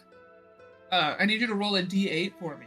No! The reason why I didn't have you roll, Mikey, is because I had one left. you had can't. one left, and it was Yeah. roll a d3, and I was like, well, one is one. Yeah, You did succeed though. You died in battle. I did. Yep. I succeeded in my quest. Yeah. I got what I wanted. I Thank believe you. that makes you the winner of the big gay orcs. I am the big gay winner. I got a 4. 4. You take 4 loss of hope. Oh, hang on. +1. Oh, so I lose an extra one? Yeah, so you Okay. take 5 in total. Lose 5 hope. Oof. Well, friends, it's getting rough. Yeah. Some of us are even dead. Many of us are dead. Yeah. I'm gonna say, Salak, you didn't see it because you're far enough away, and with all the darkness you've created, you're not aware yet that they're dead. That's fine. That's cool. Just know that it might happen to some orcs, but it's gonna happen to humans too, and that's what counts. That's the important thing. Orcs are forever expendable, even in the minds of other orcs. You're not a good warlord if you're not willing to sacrifice a couple orcs. Yeah. All right, so they've breached the wall. They're going to come. The humans and stuff are going to come running inside, but not before you guys hear the crack of Mount Doom behind you. Oh and no. You see a burst of lava come from the top of the mountain in shrapnel, just rock and stone, magma, just everything's flying everywhere. You watch as it flies even overhead as a big rock comes hurtling in and just obliterates a third of the humans that are outside the gates of Mordor. Is the Mount Doom helping? Is it not? And as you're starting to question this, you watch as it also obliterates a bunch of orcs behind you, and you just kind of see this lava pouring in. You have the opportunity now. Flee if you would like, and try to live. You can fight another day if you do that. But if you choose to stand and fight or try to fight these humans to go out, you have to. The thing is now Mount Doom's exploding. It's exploding everywhere behind you. Humans are directly in front of you, and that's the only way out. So you can either attempt to scale mountains while shrapnel's flying at you, of a volcano exploding, or you can try to fight through the humans. Two options. Are we Fight the seeing? mountain, fight the humans. Are we seeing the Eye of Sauron falling yet? Not just yet, Okay. but everything's exploding. I'm gonna look at Moontooth. They also just witnessed Grach dying. I'm assuming. Yeah. They are devastated. But through their devastation, you watch as they kind of are like, fuck it. I'm gonna die, but I'm gonna take as many of these people out with me, and you watch them gracefully attempt to go across the rocks. What do you say to try and stop them? God, what do I say? I guess it would be a thing of just like, Sauron's come back before! Morgoth has blessed us before! Maybe we should just go! I'm gonna have you roll for it. Oh, what am I rolling? You're gonna roll to try to convince. So you at least have the red and black dice, and then let's see. I have run From away your with somebody. traits, you're pious and intellectual. I'll say your motivation plays in, so you get the motivation to run away with someone. So you get one white die and a red and a black. I got one on the black. So a one on the black die once again means I also got a one your on the white. secrets show in some way, and every orc in the scene takes a mark on you. I'm so smart. I'm so smart. I'm gonna say that actually kind of plays into your hand a little bit. Moontooth hesitates because, they know you're smart. You know your history. I did tell them that there is some 2,000-year-old tunnels that aren't filled with lava. Also, is this here's me being smart. Is that dry well, as you declared it, not attached to the magma tunnels? Currently, yes. It is not attached. But also, there's a volcano exploded. And it's creating fissures down the mountainside. You're not sure how much longer your encampment as a whole has left in Middle-earth. Yep. My hope would be to go down the hole, travel for a short period of time, just so we don't get stabbed a billion times by humans. maybe come back up in an area where maybe there's some humans, but we have a likelier chance of living, and then we run away. I'm gonna have you roll one more time. Oh God. See if this plan works out. Can I use my intellect?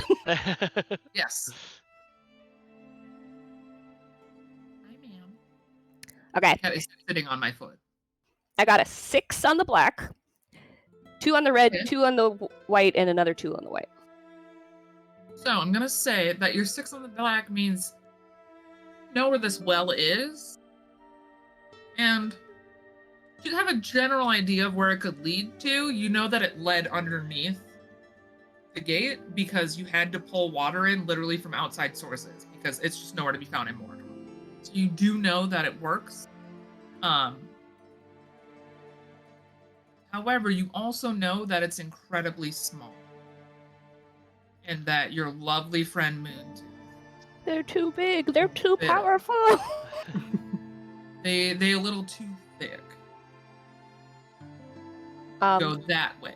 I'm gonna say that is your, since you only had the one success, that is, you don't get everything you want. I don't get my love.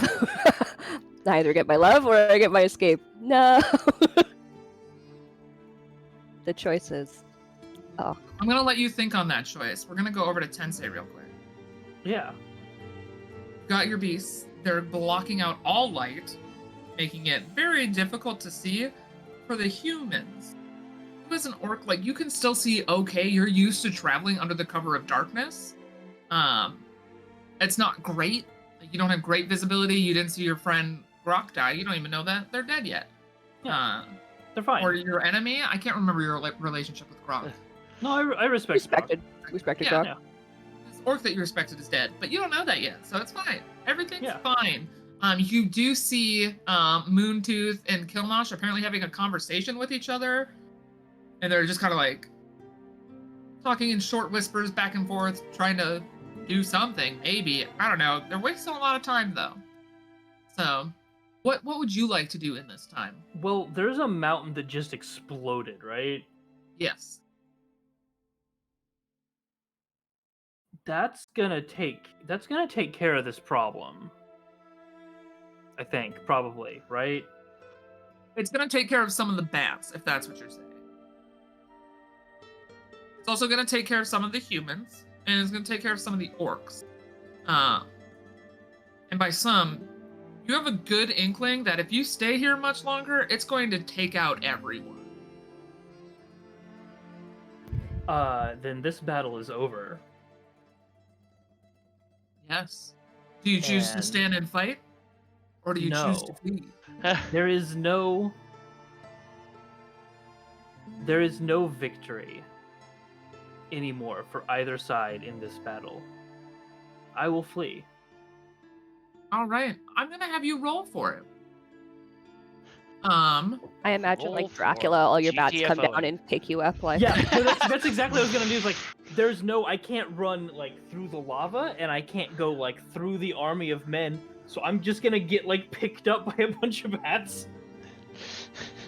Do they make a cool cape for you? A cape made of bats. I was actually no, gonna. it's just like arms out, and then like they all just like come and grab a. yeah, they kind of like dig in a little bit too. So it's a very uncomfortable ride. Yeah. But some of the bats are real big. Some of them can like actually lift people because they'll like lift wargs and drop them. So Ooh. there are some pretty beefy bats. They're not just your typical run-of-the-mill bat that gets in your house because you left the window open. I was gonna, if I could find Schlock. We have boars, I guess. They're kind of burrowing, dicky animals. Dig my hole bigger. But No, if you're not I there, am then escaping. Excellent. Let's have you roll for it. See how well this escape attempt goes. I'm leaving everybody behind because I do have a reputation to uphold.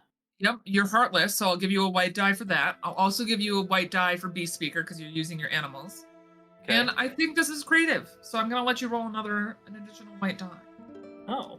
I don't know if this is takeover as warlord because you're kind of abandoning everyone, so we won't do it for that. But some Yeah. your warlord reputation, you are. your secret, Well, and your no, role, I I think will all be- play into it. I will be first in line to be warlord of a new clan of just myself. Correct? The other orcs will definitely survive. If you're strong enough, you'll survive, and then I'll rule you. Yeah, I am warlord of all the survivors of whatever is happening here. Oh wait. Okay. Hold on. This is. I got a 1 on the black die, 2 6s, and a 4. The 6s are not on important dice. Your creativity is definitely showing. As you are heralded across the battlefield with these bats carrying you.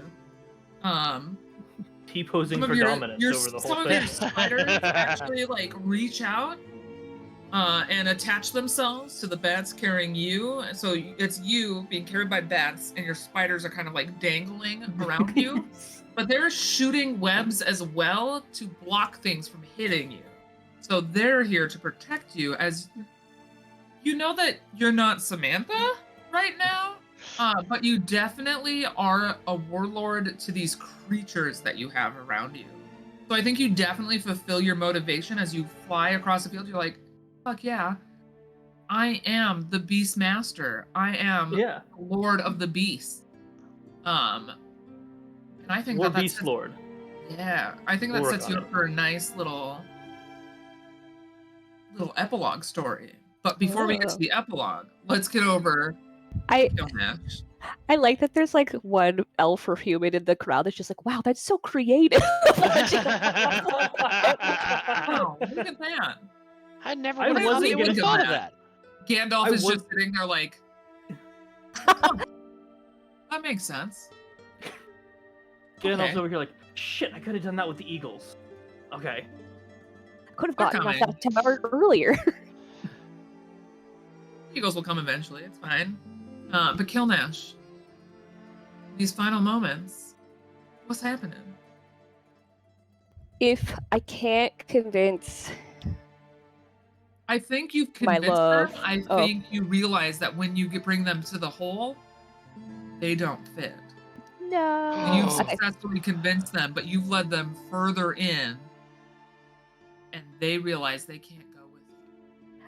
are there any other parts of this wall that are weak? With all the fissures happening and shit. Have you make a check. And I'm going to say that you get to use your Wilderness Ranger, and you can play into your motivation here. I got a 5 and a 4 on the white dice, a 3 on the red, and a 4 on the black. Excellent. You know a way out. It's the Spider Pass. Oh, Sheila! But you God. you watch as Zlach gets carried towards said spider path. Maybe you could join up with them. Maybe you could have them give you safe passage. Well, it's worth a shot, I guess. Better than being murdered by like hundreds of humans and lava. Speaking of those humans, while you scurry around camp, let's. Lava won't get another one of my loves, I swear.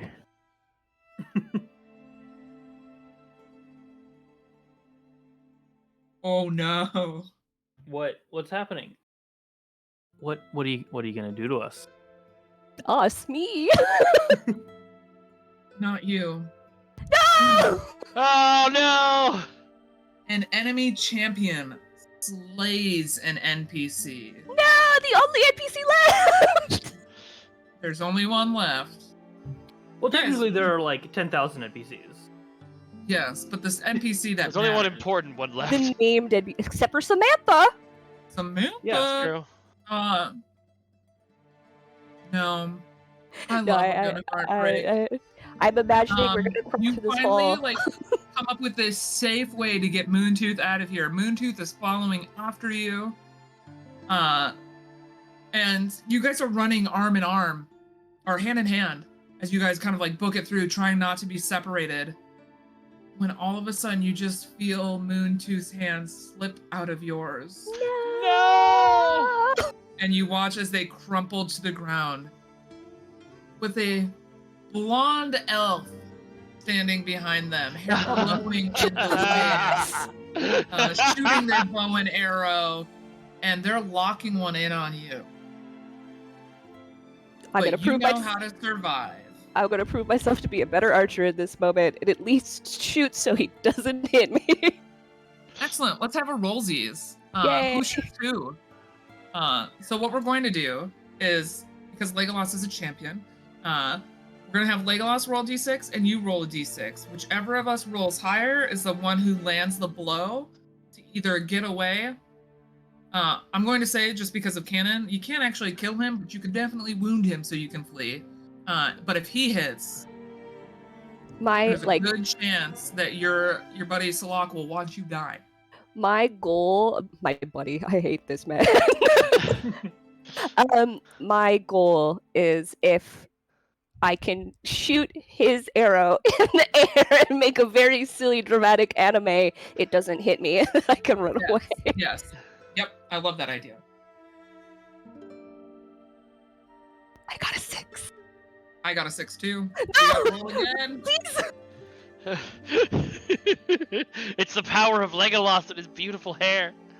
I got a 5. I got a 6 again. No! So what you want to happen happens, but not in the way that you want it to.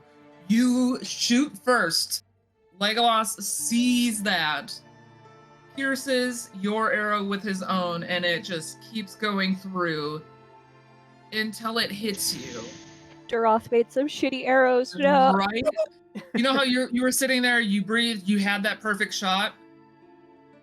Just goes right in the mouth No.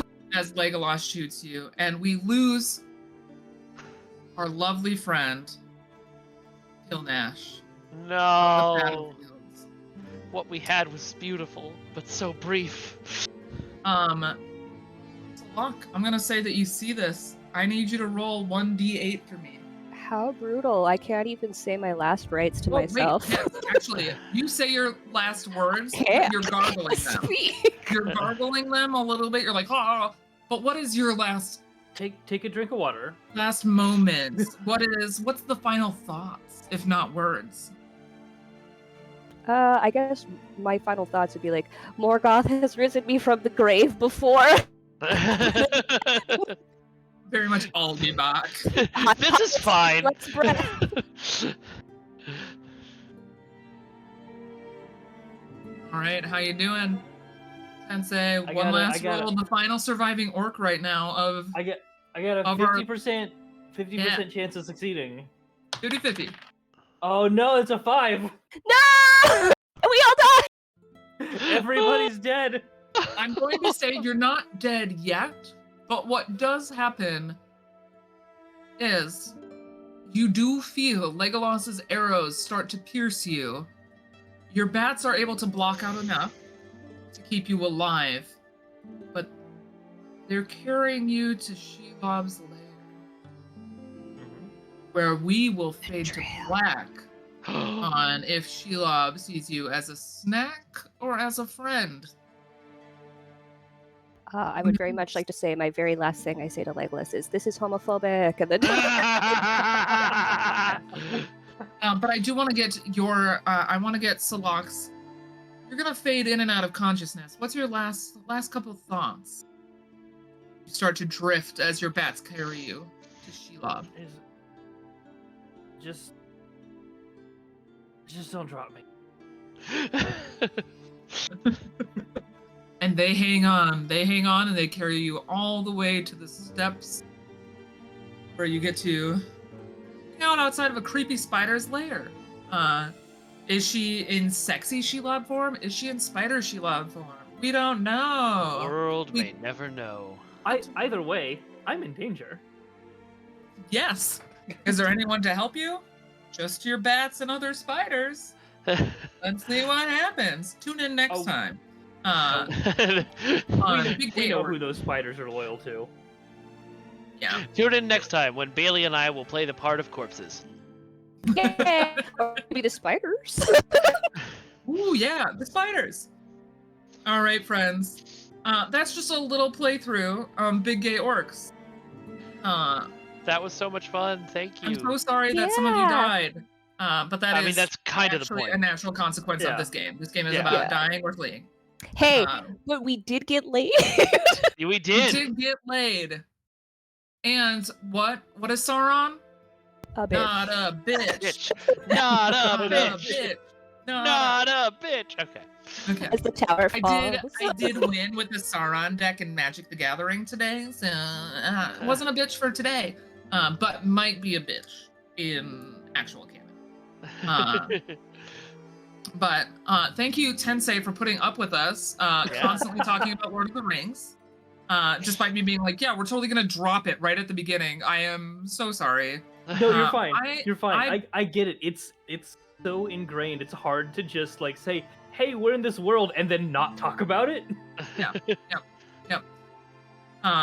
Note, everyone, your big gay orcs do not have to be from Mordor. They can be from Isengard. They can also be from outer space. They can be from Dungeons and Dragons. They can be from wherever. Ooh. Just play an Oh. orc sometime. So when you get the opportunity, play an orc in a campaign. Yes. Oh, And this make would be orcs are the fun to best. do in like Warhammer 40k orcs. Oh my Ooh, god. Big Oh, gay, yeah. big gay wog. Yeah.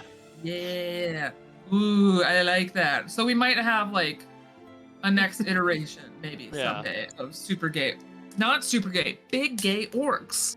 I'm gonna remember at some point. Super big, super gay, super orc, super. Yes. But Yep. Yeah. okay, but Corndog, does Samantha live? Samantha, no, she don't.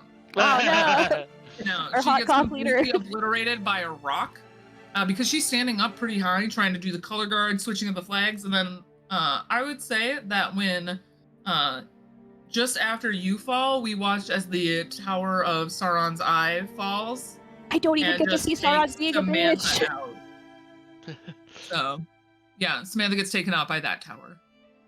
No more color guard telling people what's going on. No one knows. It's chaos and ruin. But thank you all for joining that are watching at home. Thank you guys for joining me in a chaotic one-page TTRPG. So much fun. Thank you Rules so are much for stupid. running. Make less rules. That's my shtick. I like it. We're gonna Don't go around the forget to table give one more money. time. Oh, what was that? Don't forget to give money. Don't forget to Oh, donate. yeah. Yes, donate to the charity, please. Donate to Yeah. the charity. I'll pull Make that up sure right that now. we protect Can we do our that? trans youth. Yes. It's very important. Do, do, do, do.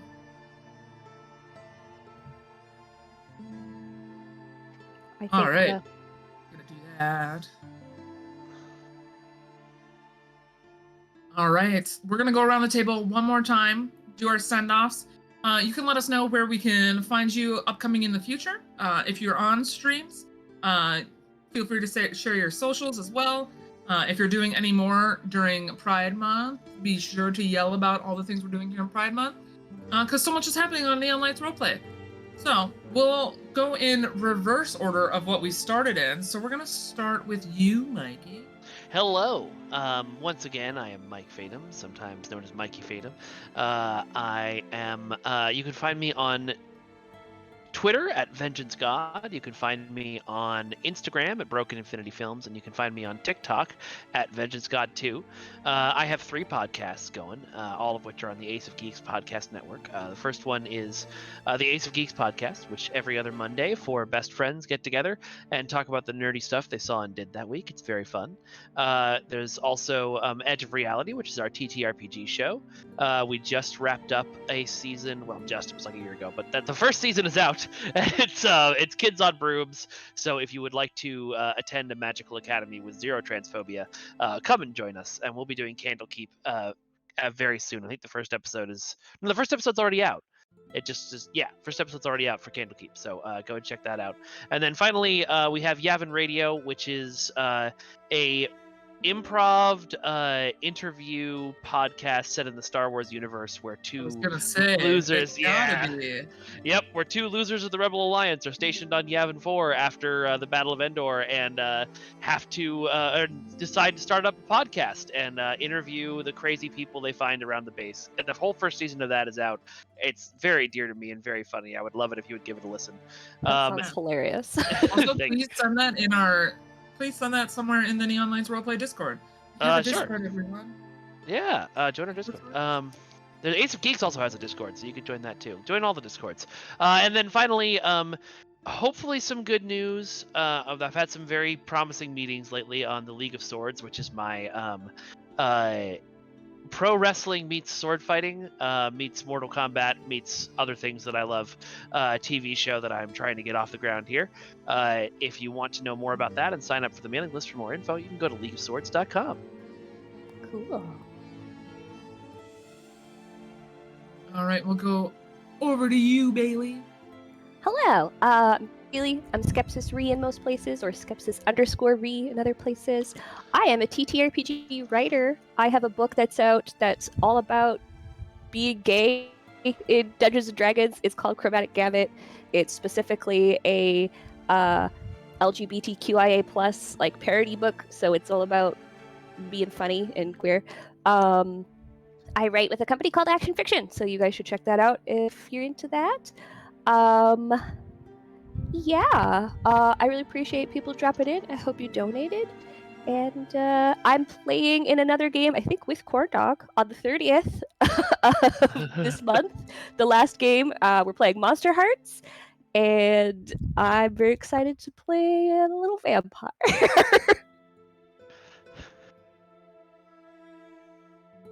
All right, Tensei, we'll go over to you. Sure. Hello, my name is Tensei once again. You can find me all over the internet at Tensei Dragon, TENSEI DRAGON. Also on Discord now with no numbers. It's fun. Not really. This was actually my last Pride thing that I'm going to be a part of, as far as I am aware. Currently, there is still about half a month left. I can be surprised.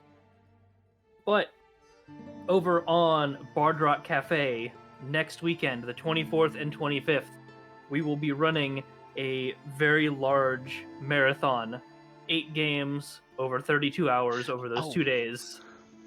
We're gonna be playing Valor. We're gonna be playing Monster of the Week. We're gonna be playing The Witch is Dead, among several other things. You might see 1 or 2 of these faces on your screen right now. Why the fuck are fireworks going off? Would you like to see me in a My Little Pony game? Because you can see that next weekend. Yeah. Hell yeah. All raising money for Black Girls Code. Love this. Hell yeah. Yeah. All right, well, I guess that leaves just me. Hey, everyone, I'm Corndog McGraw. You can find me on the internet at Corndog McGraw in basically everything.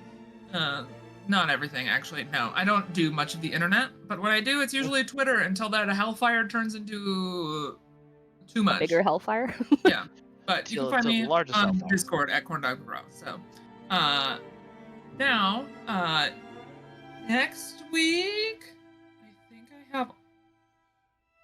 But the week after that, I play Tuesday nights. Every other Tuesday, I play in a Himbos-esque campaign, Into the Margrave, over on ESP, which is a delightful channel. It's a bunch of femmes on the show that I'm on, where we all play himbos, and bimbos, and thembos, and all the bows. We play the bows. I play a warlock of a unicorn, and I just really like nice pieces of candy and stuff like that. So Sounds gay. yeah. She's gay, she's sweet, she's endearing. I love her. And then you can find me on Wednesday, not next Wednesday, but the Wednesday after, right here on this channel for our Digimon campaign, where I once again play a lovely little character who eats candy and is sweet and endearing, with Lalamon as my little Digimon in tow. And then you can catch me next or 2 Thursdays from now over on Dat Magic Juice's channel, where we are playing our Tyranny of Dragons campaign. About 3 years in now, so if you need content to catch up on, there's plenty. Otherwise, just come hang out in the Neon Lights Discord. I hop into the voice channel a lot just to pass the time with friends. It's a nice co-work. If you ever need friends to just scream in the background while you try to actually get stuff done. Very beneficial. Come hang out with us. We're a good time. We debate a lot of bullshit in our voice channels, so it's a rad time. Big shout out to our lovely friend Michelle, who's been stream managing for us tonight. Thank you, Michelle. And then make sure you donate if you have the ability to do so. Otherwise, make sure to share and tell your friends about different local organizations to you to help support our LGBT friends as we try to get through these trying times here stateside, at least, where shit's gone bananas. So super duper fucking bananas. Follow Neon Lights if you can't donate now. You can donate later, maybe in the future. Yeah. Yep. Neon Lights is super great about making sure that we have charity campaigns going on and supporting different causes. Basically, almost every month now, feels like. So, Neon Lights, try to champion the people. So please come hang out and be good to one another. That's all I've got to say. Be good. I'm taking that from you, Last HP. I don't know if you're going to watch this, but everyone be good. That's Happy the rule. Pride. Happy Pride. And get Twitch to let us say gay. When you're ready, say gay, say gay. Michelle, when Let you're us say ready, you can gay. take us out, but everyone say gay.